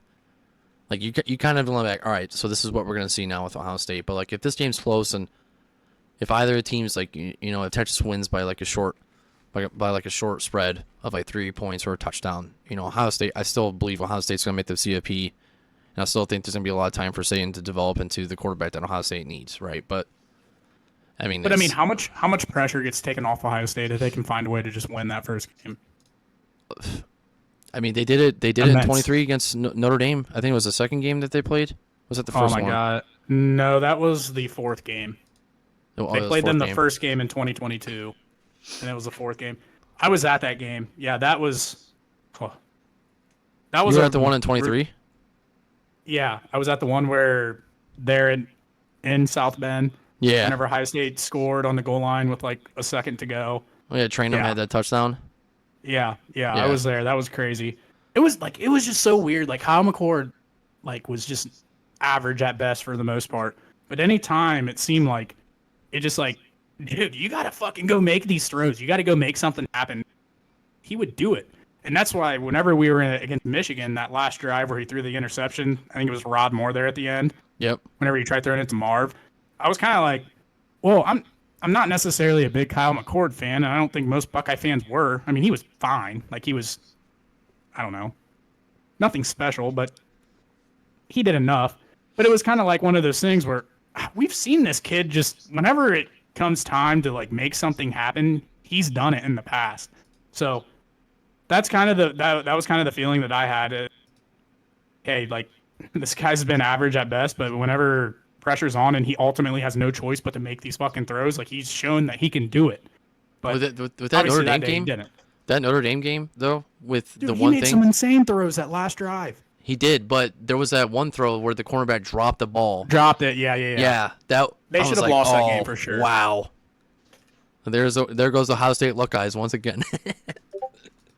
Yeah, I will be the first to admit we've had a lot of luck through the successes that we've had the past 2 decades and whatnot. But JT was short. No, he wasn't. That was right in the midst of you guys just getting your ass fucking clapped back when, no traffic lights, horse and buggies everywhere. We owned you guys in the 80s and 90s. I wasn't alive for that shit, bro. You weren't alive in the 90s? I mean, I was born in 1997. I barely knew where my dick was. Holy shit. Fucking baby. What year were you born? 91. Oh my God, you old fuck. I'm only 33, bruh. So you remember the Cooper days a little bit then, I'm sure. I do, yes. I do. The I do glorious not, days. thankfully so. The 1 and 9. That's why in 2021, whenever we lost to you guys, it was just like all I knew was just beating the fuck out of Michigan. Yep. Like I really didn't get like I said last episode, you kind of just take it for granted. Like I didn't really get worried about the Michigan game because all we did was just beat your guys' ass. But obviously Harbaugh found a way to flip it, and Connor Stallions. I never would have thought in a million years that we'd be sitting here. Oh, but hey, the year's 2025. It's not 2014 anymore. Yeah, I'm like I said, I'm really excited and I'm intrigued for what's going on with both teams. And what kind of concerns me, with like, I mean, I hate Ohio State, but like still, I'm gonna take this as like a analytics like kind of point of view. If Hartline is gonna go into the game of like 2025 and November 26th coming this year, Ohio State, Michigan, and if he goes in with that pass attack first, like you're just gonna have the same repeated mistakes that Ohio State's had like for the past 4 years. Will we though? Like, I mean, if you look at it statistically between the rivalry, whoever runs the ball the most or whoever has the most whoever has the most gains in running the ball wins the game. I mean, Urban Meyer said that. Yeah, I get that. But I think ultimately why we lost this past year was because we tried running the ball too much. Yeah, we didn't utilize our talent on the edges. Like we lost our center Seth McLaughlin the week before, and we were hurting already on that was our second, I think, because Simmons went down against Oregon, and then McLaughlin went down against it right before the Indiana game. So we were down 2 starting offensive linemen, and basically when going into that Michigan game, we were kind of scrambling at that point. And Chip Kelly, Ryan Day, just fucking idiots, just decided to continue to run the ball into the 2 best D tackles in all of college football, right into the fucking teeth, right into the strength of Michigan. Where I think if you're so it kind of goes both ways. If you come out slinging the ball, if you spread the ball out, you're throwing the ball around, it makes running the ball a lot easier. But you never really got the ball established on the edges. You never really got the ball established in the air to allow you to do that. Where I think you saw a clear difference from that Michigan game going into the postseason. Ohio State's offense is at best whenever their pass sets up their run. Where like Michigan is at their best when their run sets up their pass. You just need a fucking quarterback that you didn't have last year to ultimately go out and make the throws whenever you need to. So Ohio State came out in the postseason. They came out throwing the ball, aggressive as shit. And that's whenever you saw Judkins go for 60 yards. That's whenever you saw Travion go for 50 yards. You spread out the defense. They're not able to load the box as much. And then you're able to run the ball a lot easier with a deficit O-line. So, I don't know. I think that Ohio State's, like, the key to their success is you need to pass the ball to set up the run. Now, I don't know what the identity ultimately will be of this team. I think it'll be pass first because of the talent on the edge. But you also have a true freshman quarterback, not true freshman, first-year quarterback that is basically a true freshman. I mean, he didn't do much of anything last year. So I don't know. You don't know what the style of or how they're going to kind of attack teams and whatnot. But last year they ultimately turned it on in the postseason because they came out aggressive as shit. Like, think about that Tennessee game. Think about the Oregon game. Like, they came out throwing the shit out of the ball. And then as you saw later in the game, as you got to the middle parts of the game, that's when you saw the busted runs because they had to spread things out. They were getting killed on the edges, and that opened everything up in the box. Killed Oregon. Killed them. Roasted duck. And Tennessee. Roasted those ducks. Roasted those hicks down in Tennessee. Fuck those hicks. So on a final note, you want to get to the Michigan football schedule? I said earlier, I'll break it down while you get this pulled up. I said earlier, I think Michigan will go 9-3, and I break the schedule up into 2 spots. So I think they'll go 9-3. Metal, what do you think that they're going to go?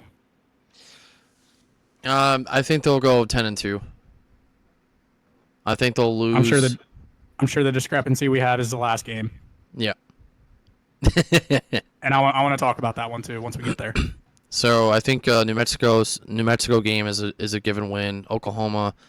So Oklahoma is going to be the first challenge for this team, especially with Underwood at the helm, playing in a hostile environment, nighttime game over there. Oklahoma is tough one to win for sure. Oklahoma's got an All-American running back. Their quarterback's pretty good. I don't remember his name. Probably have a good defense too. Yep. So I think this game will be close, but I think Michigan probably will not be up on top. I think it'll be like 27-24, Oklahoma. Central Michigan, that's a win. Now Nebraska with Dylan Raiola and Matt Rule, I think Nebraska might be the dark interesting one because Sharon's not coaching that one either. Yeah, so I think Nebraska might eventually, or not eventually, might surprisingly be the dark horse of the Big Ten this year. And I can see that. Their defense is really good. Like last year, they ended up like going 5-2, and then going to Ohio State and like giving Ohio State a little bit of run for their money, and then they just like completely collapsed at the end, like the last half of the season. Got the bowl win. But I mean, they're always just like right there, like that, that one player. And I think Dylan's gonna have like a great year this year. I mean, get some weapons on the outside. Their running backs have been decent. Their defense is definitely a lot better than what their offense is. I think Michigan will beat Nebraska. Wisconsin game, that's gonna be a win for Michigan. USC, I think this is gonna be a loss for Michigan. USC is. They've been picking up some players, man, especially going in this year for 2025. I think USC is going to win. It's going to be a close game. Riley's fighting for his life right now. Yeah, like you can't go 7-5 this year and expect like you're just going to have your job. Like they have to do something this year. Like they have to be a runner. Could you imagine for if Ryan CFP. did that? Oh, they'd be fucked. He'd be out of town. Oh my god! And like God. losing to your rivals. Security around his house all the time. Oh God! I mean. Need security when he loses to Michigan. Just imagine going fucking 7-5. Yeah, he goes 11-1, 11 wins, and City of Columbus wants him the fuck out. So, Washington I think is a win. Little Bro I think is a win. Purdue is a win. Northwestern's a win. Maryland is always a trap game for Michigan, no matter what. If it's at Ann Arbor or if it's at Maryland, it's always just a trap game. Like 2023 season, won the game 31-24. JJ played like shit. Both of us. Yeah, like it's a trap game for both Ohio State and Michigan. Now Ohio State. Now we're going into this like looking at this in an outside perspective, right? So like I think this like whole year like going in, like Michigan has lost like a lot of people, especially like on the trenches for like defense wise, right? Like lost Graham. Lost Will Johnson, and then offense side, we lost Mullings, we lost Donovan Edwards, who didn't really do shit last year, and lost Colson Loveland, and lost a couple linemen that were pivotal for this team, and especially in our running game. I think like for depth as like for linebackers, I think we probably have like one of the best like linebacker depth room. Cornerbacks, we got the Metcalf twins, still got Hill, and then we have Hillman at safety, and what is kind of a boost for our defense is having Rod Moore back as a senior this year, who was out for basically all of last year, and I think some parts of the CFP in 2024, but for the 23 season. But he's coming back, and he's just an exceptional, like a sensational player. Having Barry there at cornerback, just like our outside perimeter players, like especially with Wink Martindale's like cover 3 sky defense, like dude, they definitely know how to fucking stop the pass plays and just shut down these fucking star receivers. Having people in the trenches, especially having Pierce, Guy, Benny, and Moore. I think that we've kind of like just reloaded a little bit, and it's gonna hurt, like especially not having Graham and Grant down there in the trenches right now. But man, I think that like we kind of just we've kind of just really replaced these players, and I think we're kind of building up, especially for like the 26th season, well with getting Mikhail Blade, which is that 4-star edge rusher, or I think D lineman. But this year, I really think our defense is going to be phenomenal. I think we're going to have a top 5 defense in college football. Now, like I said, with offense, don't really know. 5? Yeah. I think Michigan's going to have top 5 defense in college football. Okay. I'll take your word for it.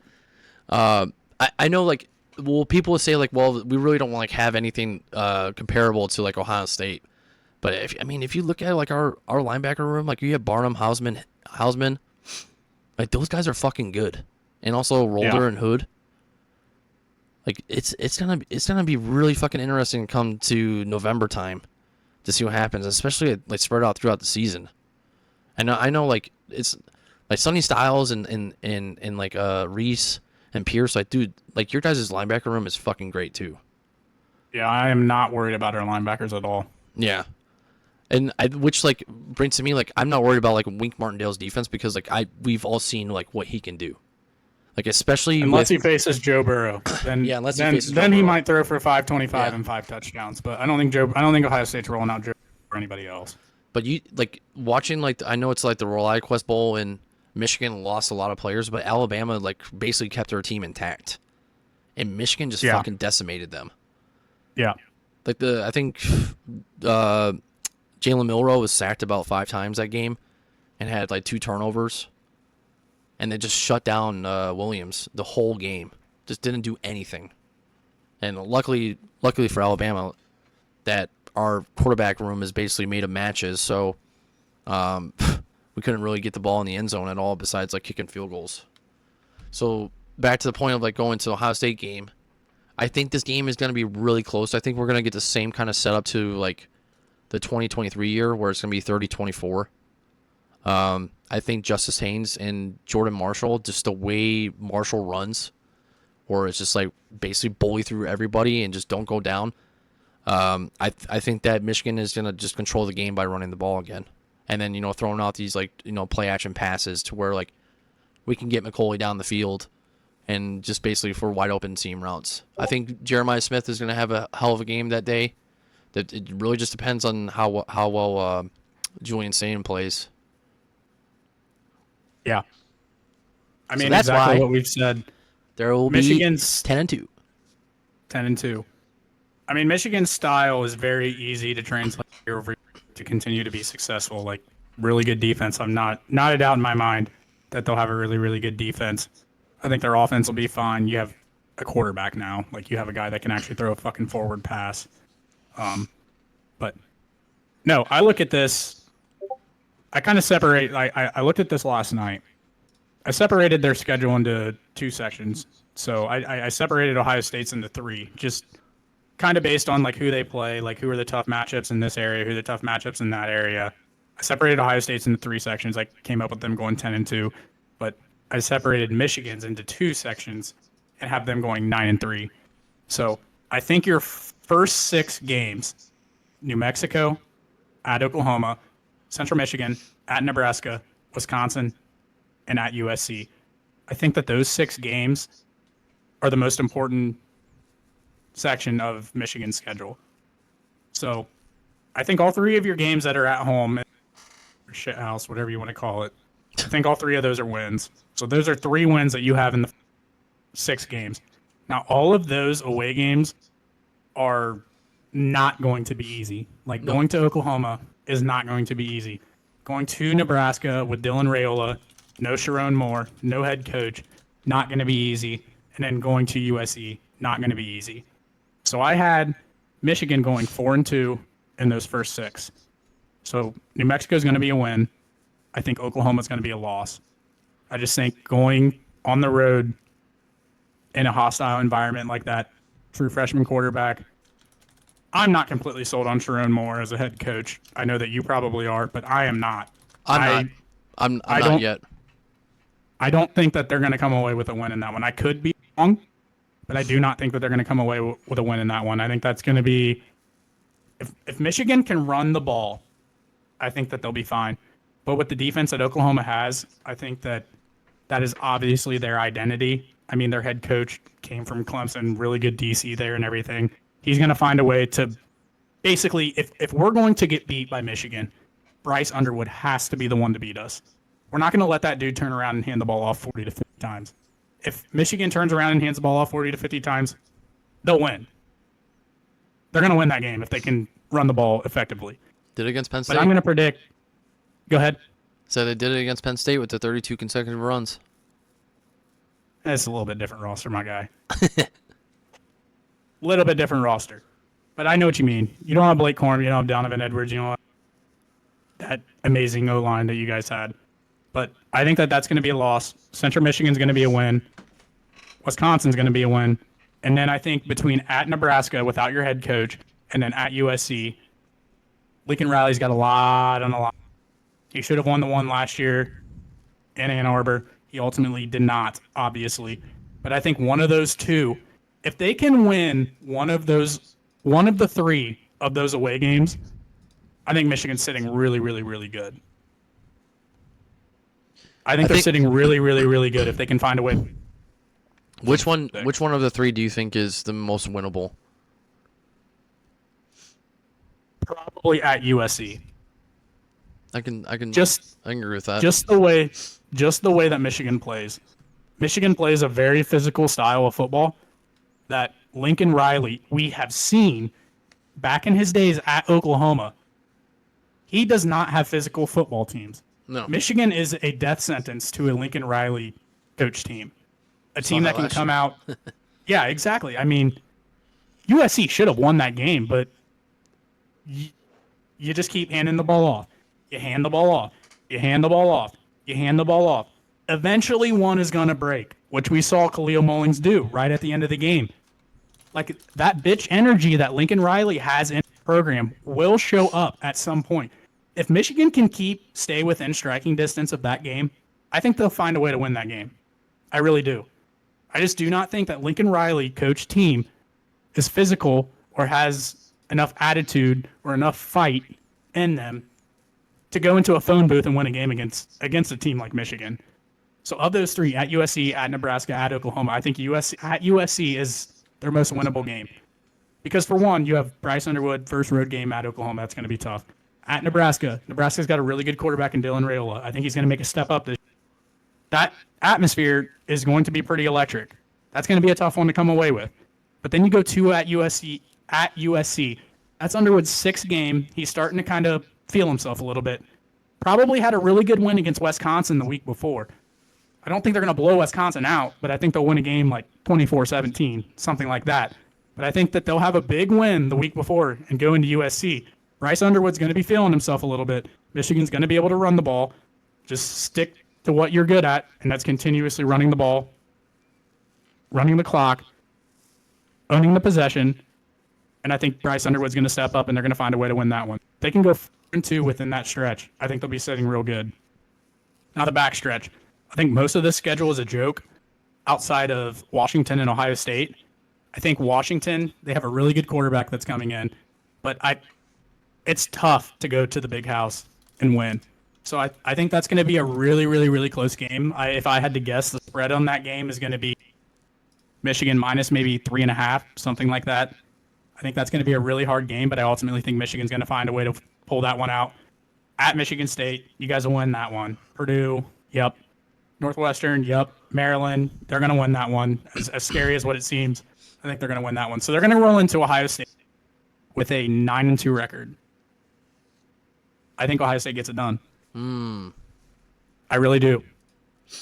And the reason I say that, I think this is the year. The reason I say that is Michigan has clearly been an issue for Ryan Day. He tightens up his butthole. He's done it every single time against Michigan. But I think that loss last year ultimately did something to him. I think that loss last year to Michigan at home, completely fucking embarrassed. 21.5-point favorites. Never in a million years did I think Ohio State. But here we are. They did.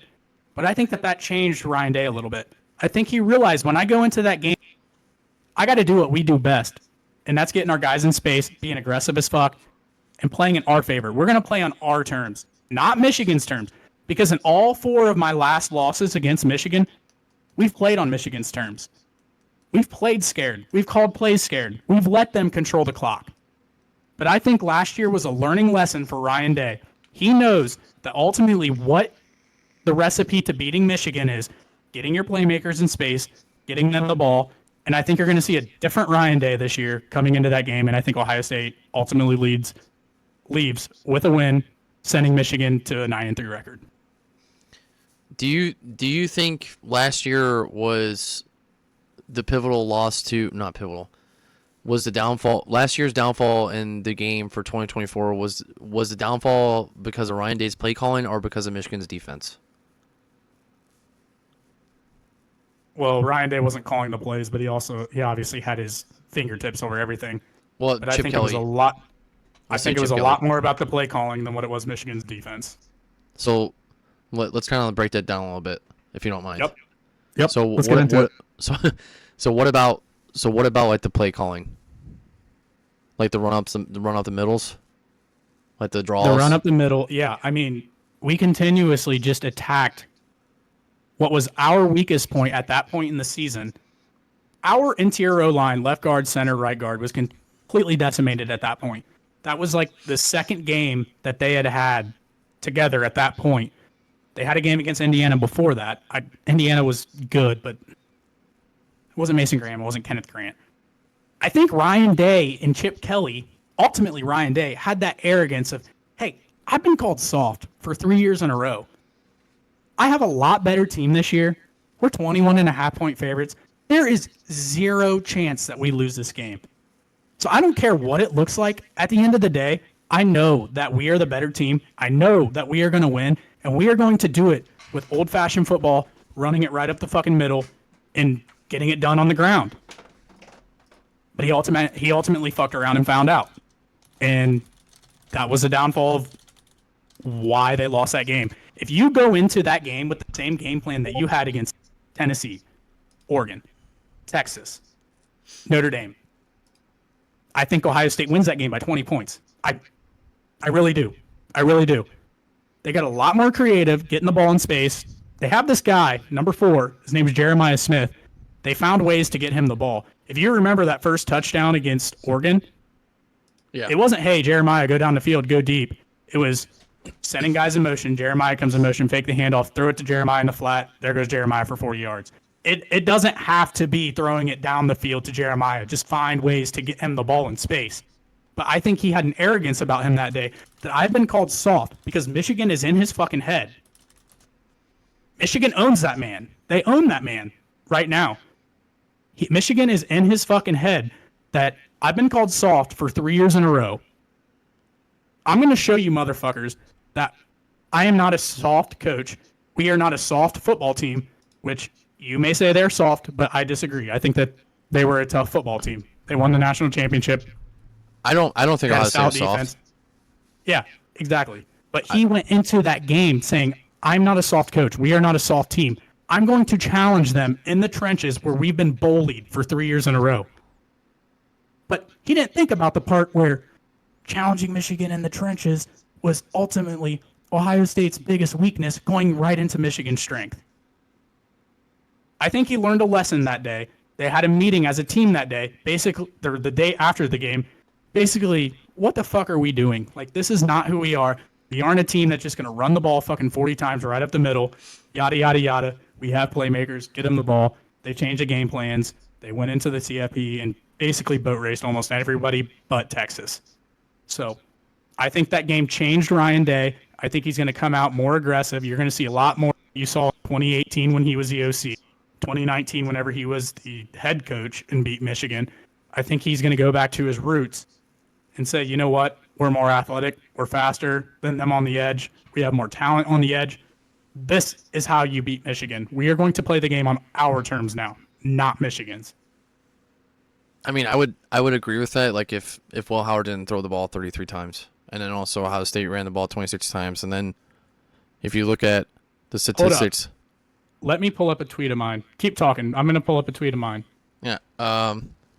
If you look at the statistics between like Ohio State, like going through the CFP, like they average running the ball like 26 times throughout the entire CFP. Now, but I think it's the way they went about it though. Are you talking about like just going through the edge and then like the outside runs versus like going through like the ISOs? If you watched Ohio State in the CFP, like I said earlier, it was more so of like the pass. We're gonna come out slinging it. so the pass game can set up the run later. And I think their approach in the Michigan game was that we're going to run the ball to set up the pass because we have a goal that we're not soft. We're going to come out. We're going to play your style of game, Michigan. We're going to play your style of game. And we're going to run the ball, and we're going to run it down your throat, and then the passing game is going to come off of that. And that is not at all how they are built. I mean, there was plenty of drives where Chip Kelly was throwing pass first plays. I mean, would you agree that the corners from Michigan just shut down the wide receivers from Ohio State? And then just mistakes made? They had a really, really good day that day. But at the same point, I think if Ohio State goes in with a similar game plan that they had in the college football playoff, I think that game is entirely different. I'm trying to pull up this. I think if the CFP team played the Michigan team, see, the thing is, like, I can't, like, I'm like trying to think of like not an argument for this. Like, I'm trying to say, like, if Michigan plays the CFP Ohio State team, the only thing that like really just beats Ohio State is just Ryan Day. That's what I'm saying though. But no, that's not true. I just like just beating in the trenches, and also like the corners just shutting down the receivers. Like, we've seen that for the past like 4 years. To where like the D line for Michigan, like 2021, like Hutchinson had like 3 sacks against Stroud, and then Stroud just wasn't able to get the ball off. But in 2022, he had 2023, you guys were a much better football team than Ohio State, though. Oh yeah, I think you guys obviously had the best wide receiver in the CFP at that time. And I think we were more complete. I think the 22 defense for Ohio State was not there. And then 23 wasn't there either. But like, just hold up. I'm gonna fucking find this. I had a tweet back in probably December timeframe that basically broke down Ohio State's run plays and like where they ran it, how they ran it, and everything. And basically their run plays that went up the middle went next to nothing. Anything that was on the edge was like explosive type plays.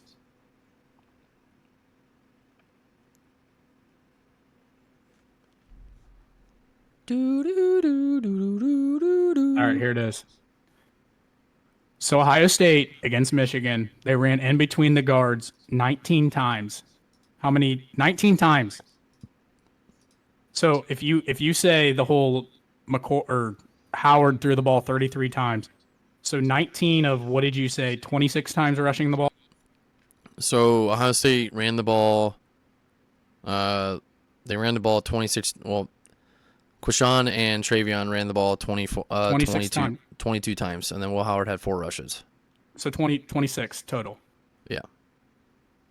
So Ohio State against Michigan last year, they ran the ball between the guards 19 times. How many yards? Guess. How many yards they had? 19 carries. How many yards? 77. 18. They had 18 yards. Between the guards. You know who was in between the guards? Yeah, Graham and Grant. Right. Exactly. Yeah. They ran, so 19 of their 26 rushes were in between the guards. That is a game plan issue.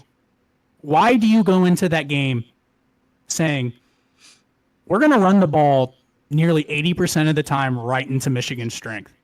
Ohio State had no choice but to fucking throw the ball at some points because they're in fucking 3rd and 10 half the time. What was it when Ohio State was in the red zone and it was 3rd and 10 and they just ran the draw play? They handed it off. Like, hey, Mason Graham, we're coming at you. Hey, diddle diddle, I'm coming up the middle. I mean, yeah. All right, let me go on. Anytime they ran off tackle, they ran it 6 times. Guess how many yards? 57. Ran off tackle. 44. One time, you have Quinshon Judkins Travion Henderson, 2 damn near first-round draft picks. You have NFL running backs.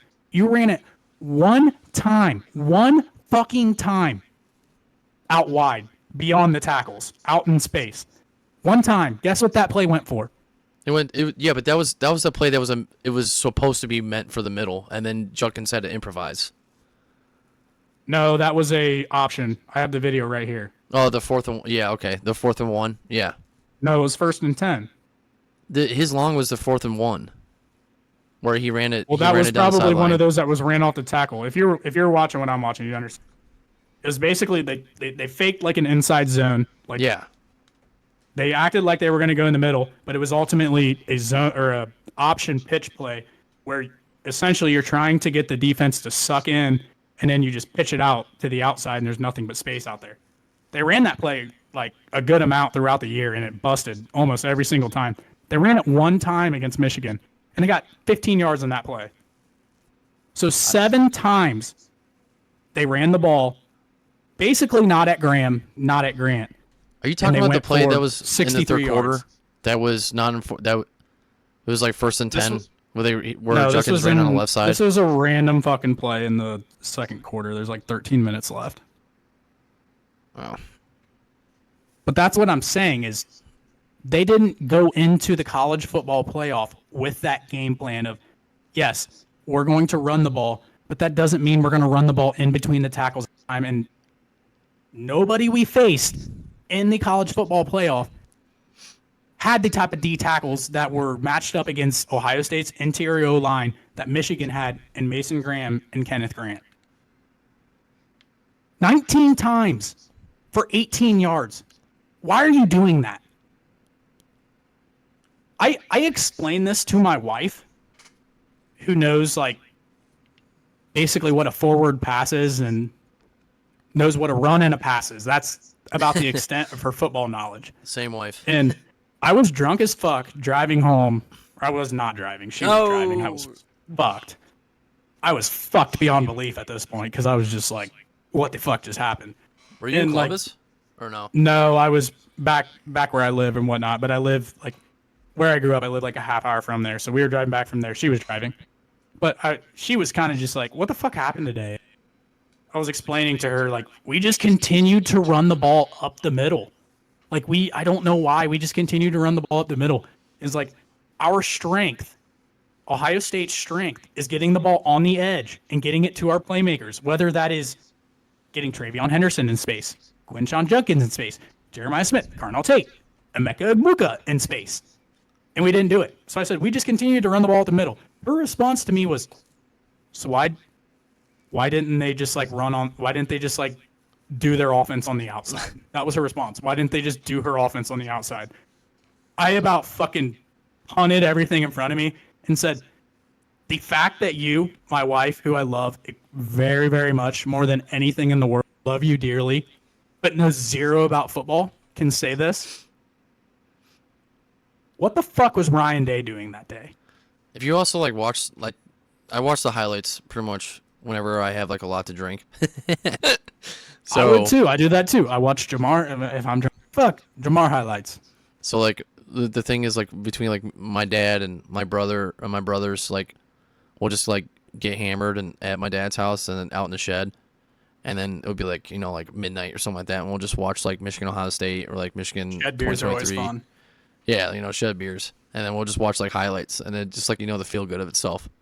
But like if you watch like the highlights of that game and just see like how quick like Graham and Grant were able to get off the line and disrupt like the snap, you can see like how low the snaps were. Like even not like even like they weren't good. Like even like for plays that were passes out to like curl routes like to Emeka Egbuka, like Will Howard did not have much time to get the ball off at all, because it was either like, okay, so the snap's bad, so he's got to get up and go through basically one read and look at it, because like he has like 2 seconds before that pocket collapses. And I noticed that too. Like, I mean, you don't see it like when you're watching the game and you're drinking, you know, like 24 Coors Lights and just having a good time, because like Michigan. You don't notice that kind of shit. You don't notice it, but like when you're watching the highlights and you're like, holy shit.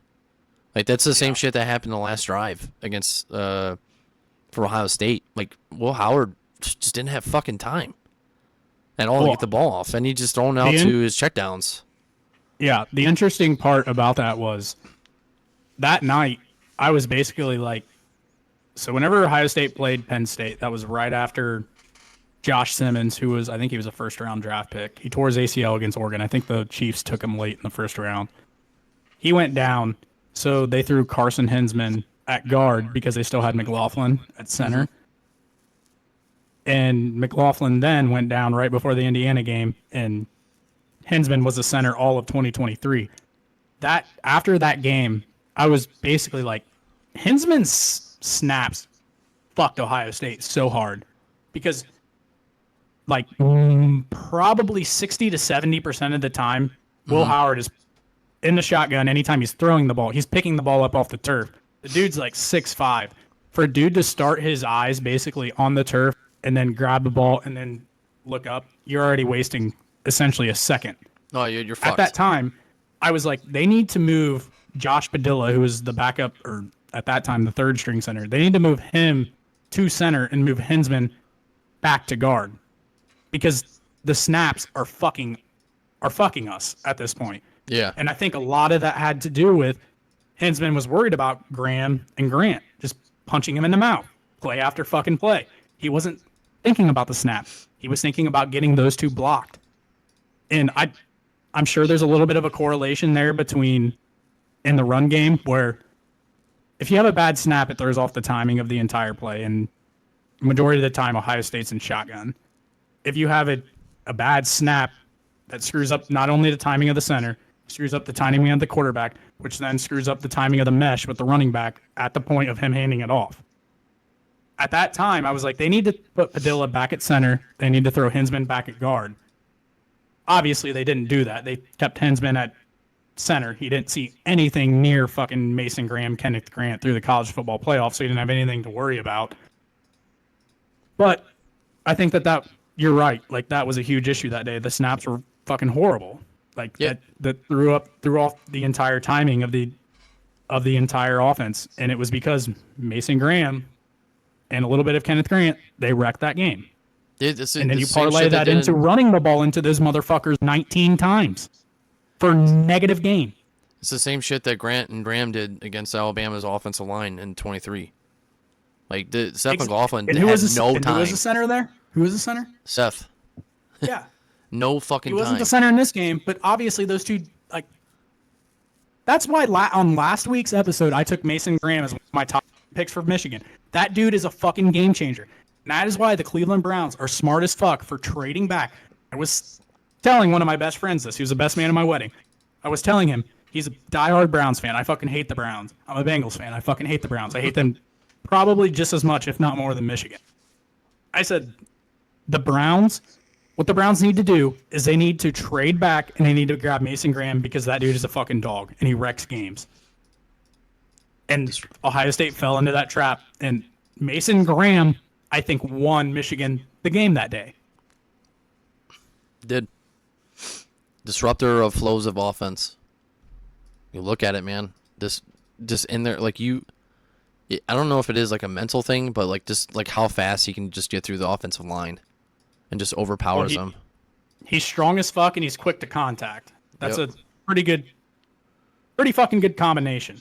Did you see the video where the Browns did like community outreach? And they had like an organizational camp, with some kids and stuff, and they had one of the coaches like introduce like Graham, and they said like, this is his school. He went to Michigan, and then they had Judkins in there. Like, guess what school he went to? You went to Ohio State. You know, like the kids were booing at Graham, and they were like cheering on Judkins. I thought it was funny. And I was like, oh, you have 2 national championships here, and then you have one with 0 gold pants.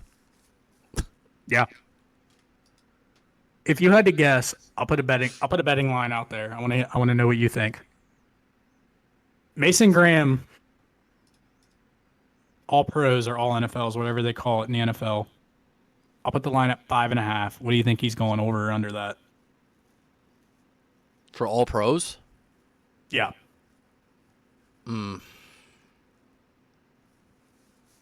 don't know. Give me the over.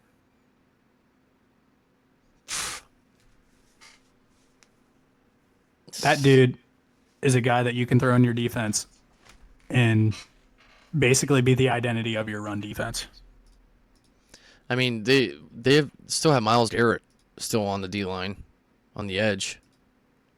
They'll be right there with him. I think the Browns might be good this year.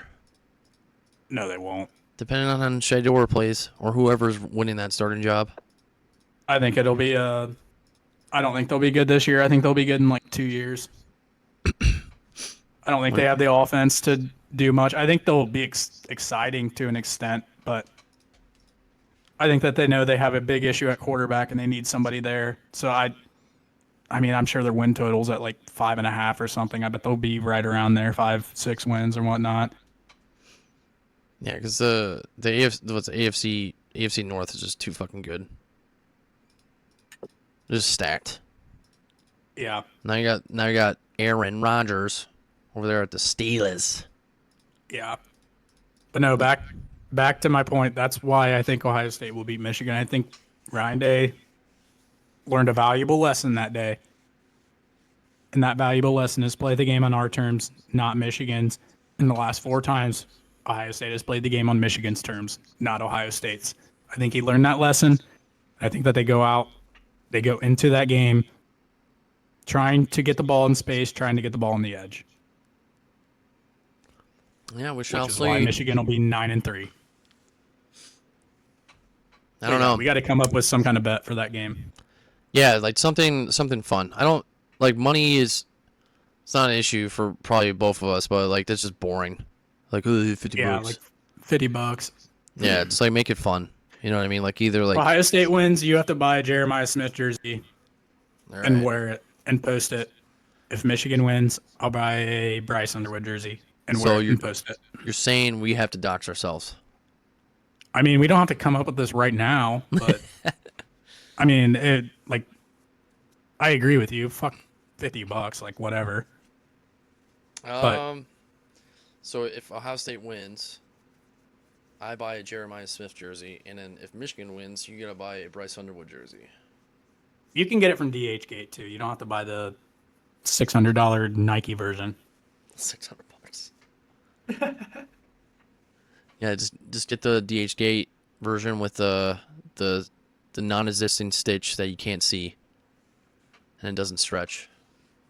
Yeah, dude, this is a long episode, but I feel like it's been pretty good. Yeah, I think we're going on over two hours right now. A lot of stuff we that's some talked good about. work.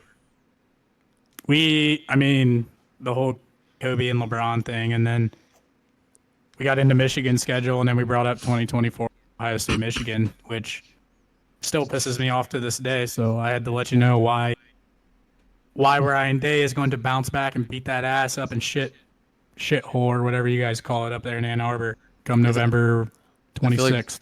It's the same old song and same old dance I hear every year. Just wait till November, right? Yeah. Yeah.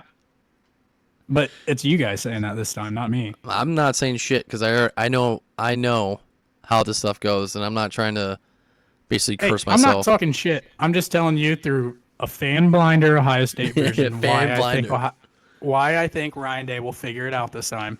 I mean, if you guys unleashed a beast that day. We did. You're welcome for I the think he national did. champion. I think he's learned his lesson. It only took 4 times, but I think he's learned his lesson. I think he'll be all right. I really like Ryan Day. He's probably my favorite coach of any team I root for. I like Ryan Day too. I think he's a good coach. Good dude. Doesn't say any dumb shit other than the hang 100 or whatever the fuck he said.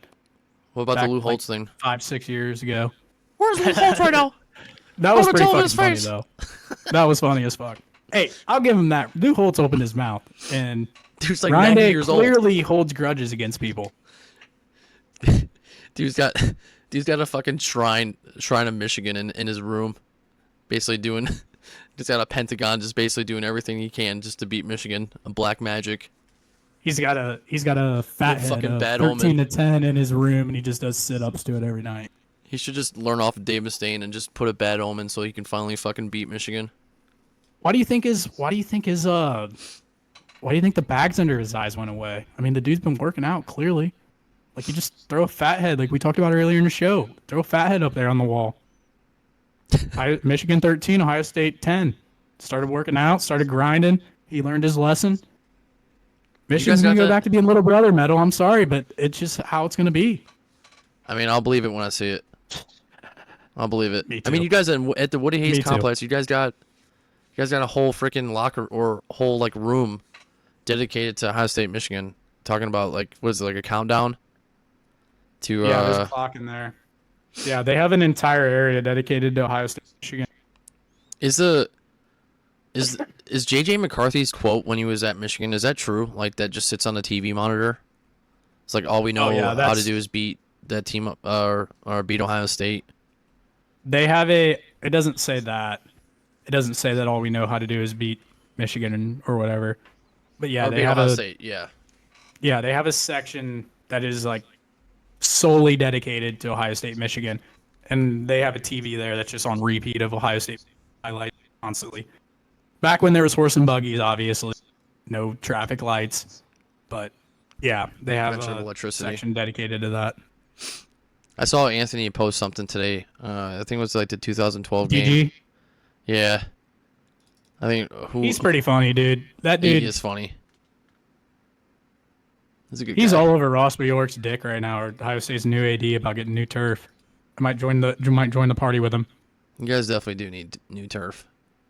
Oh yeah, we do. Player safety is first.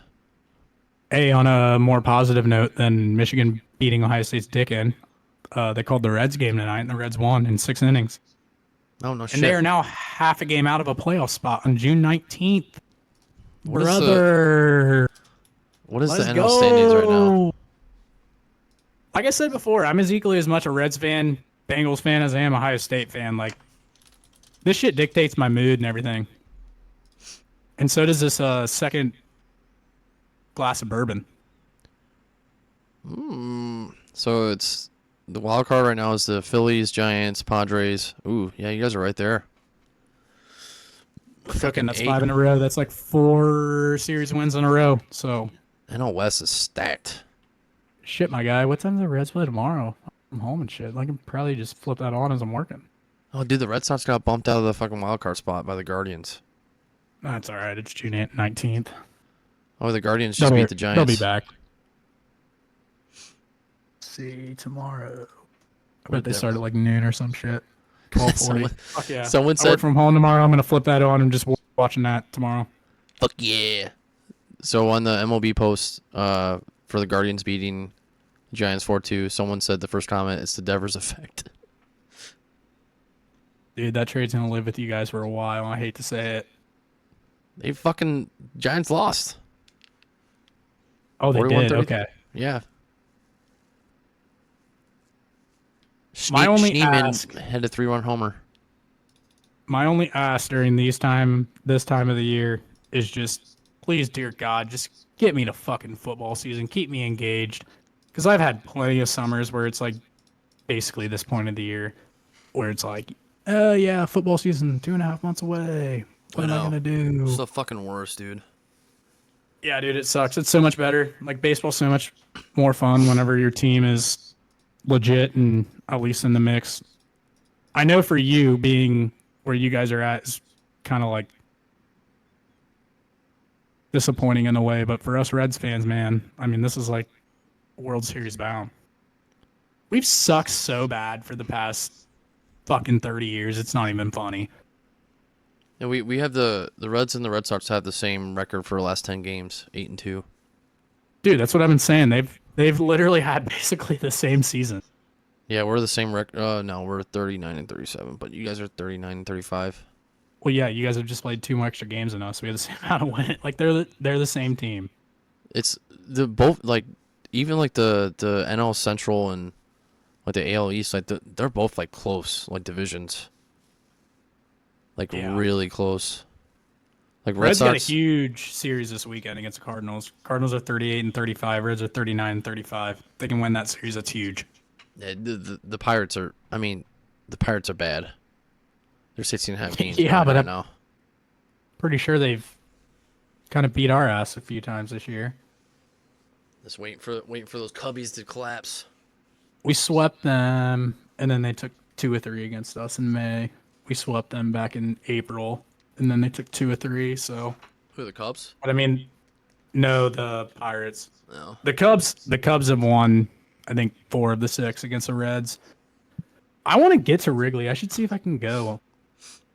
If you do, Well, yeah, that if I do, I'm obviously going to hit you up. I mean, you live when right does field or whatever it the is. Reds play the Cubs next? At In Chicago, August 4th, 5th, and 6th. I'm pretty sure I have something that weekend, though. Those dates just sound really Oh, it's a familiar. weekday. Those are weekdays. Yeah, I know I have beginning of August. I have a bunch of shit. Oh, I'll be in Boston that 1st through the 4th. We're going to And see then they play a 4-game series in Cincinnati in September. That could be really important. Thursday, Friday, Saturday, Sunday. little weekend fucking game. Yep. Hey, so what do you say? You want to wrap this shit up? We went pretty long tonight. Yeah, we did. I'm about I think about 4 beers deep right now. Yeah, I'm 2 glasses of bourbon deep. I feel pretty good. Can't lie. Thank God I work from home tomorrow so I can sleep in a little bit longer. Yeah, thank God it's a holiday tomorrow. Yeah, fuck you. Get a I wish we government got job. that day off. But It was a good episode. No. It was fun. It's good. very long if you get to this point. Fuck you all. Don't listen to the middle ground. Just kidding. Listen to the middle ground. But appreciate all your time. If you could like, subscribe, follow us on Spotify, follow us on X, subscribe to us on YouTube. Please like our videos. Please download. Helps us out a lot. We want to get to a point that whenever football season comes, we can start doing live shows and shit and start to build something here. So, Metal, you got any last remarks, brother? Just like you said, like, comment, subscribe. Make sure everyone has a safe holiday coming up, and I'll see you all next week. I bet. Bet. Middle ground. Out.